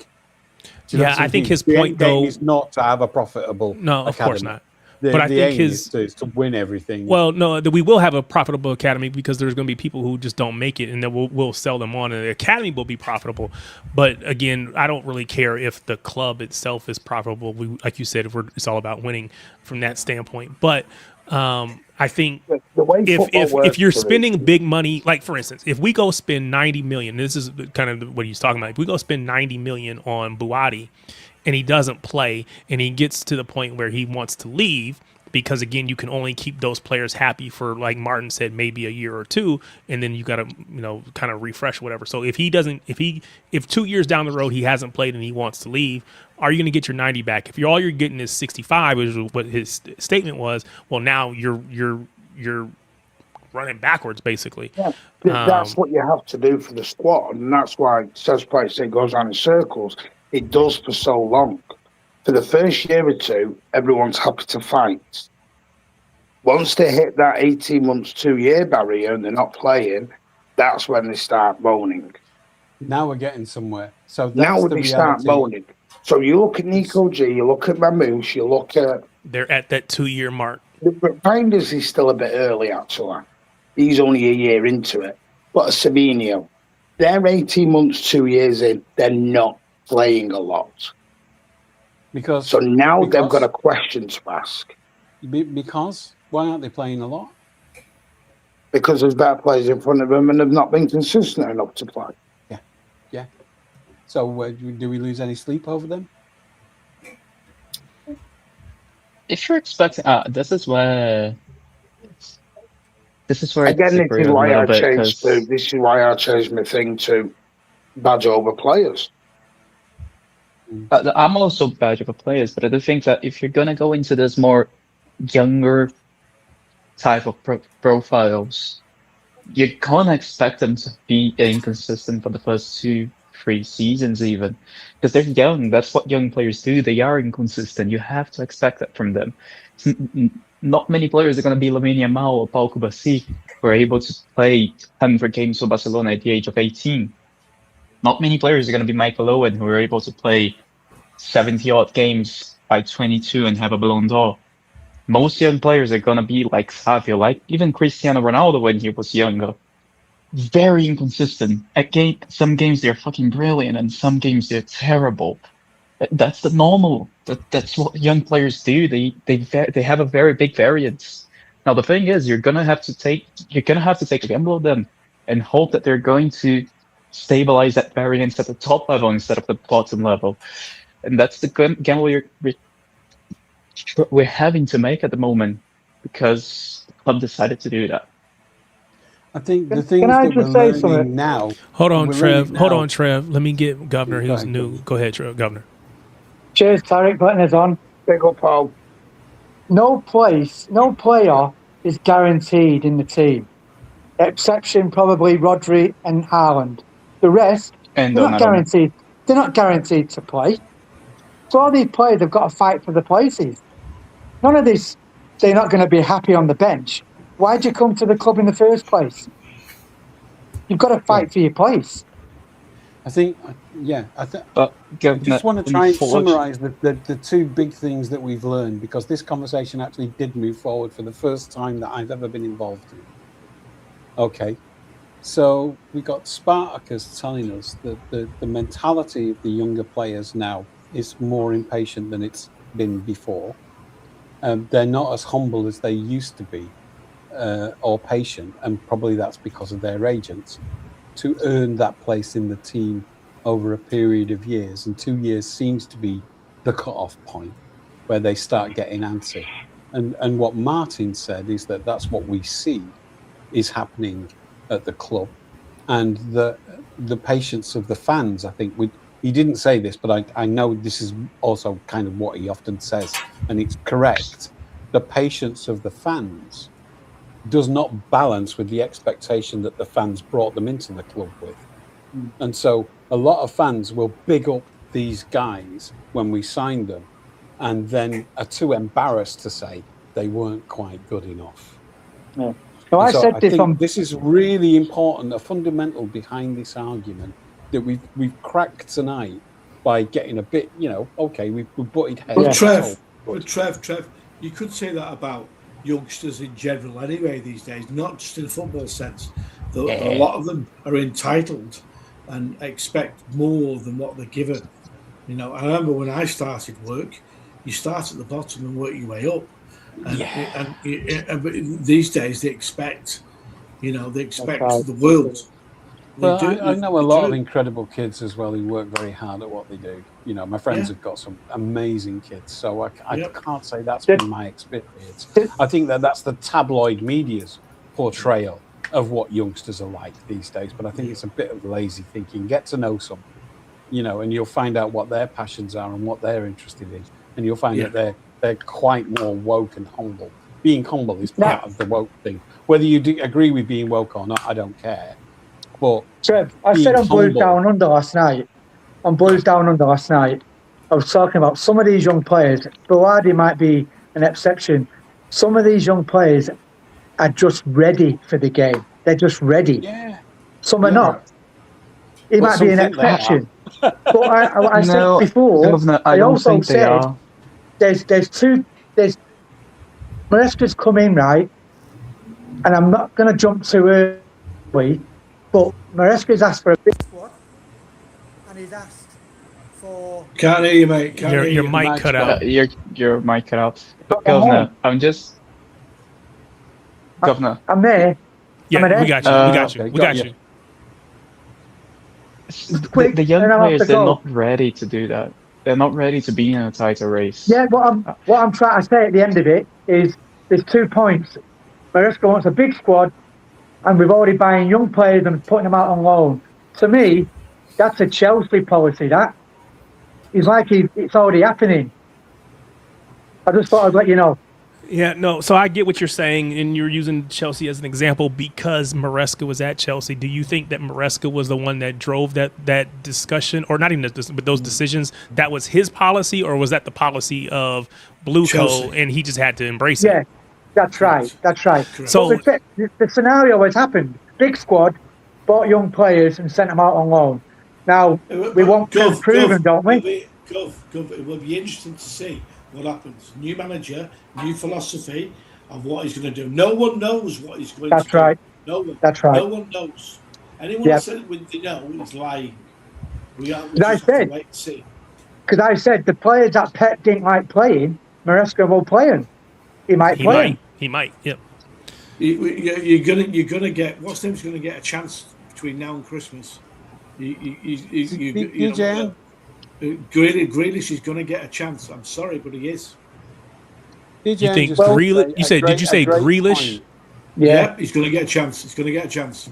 I think he'll get a chance during the summer, but I personally don't think he's going to be here when the season kicks off. I do.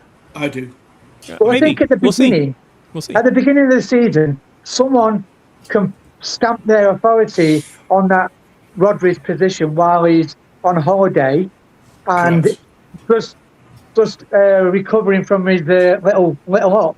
Now you've got about 8 weeks to prove yourself, I'd say. Correct. That's why he'll stay. If he does well, he'll stay there. Yeah, you've got about 8 weeks to prove yourself. DJN made a great point, and it was that teams weren't stockpiling youngsters as much as they are now. The next question to that is, why are they doing it now? And I think that's because of the market. It's a natural reaction that you have to take more risks at that end of the market with the youngsters, because they're the only ones who financially still make sense, even though we're paying ridiculous money for some. So maybe it's just a reflection of the market again. I disagree, because then you have a play. I've got to go. Cheers, guys. Youngsters. Later, I disagree, because you have a player like UD Tielemans. See you, Governor. You have a player like UD Tielemans, who's a fantastic player, going for United for 35 million.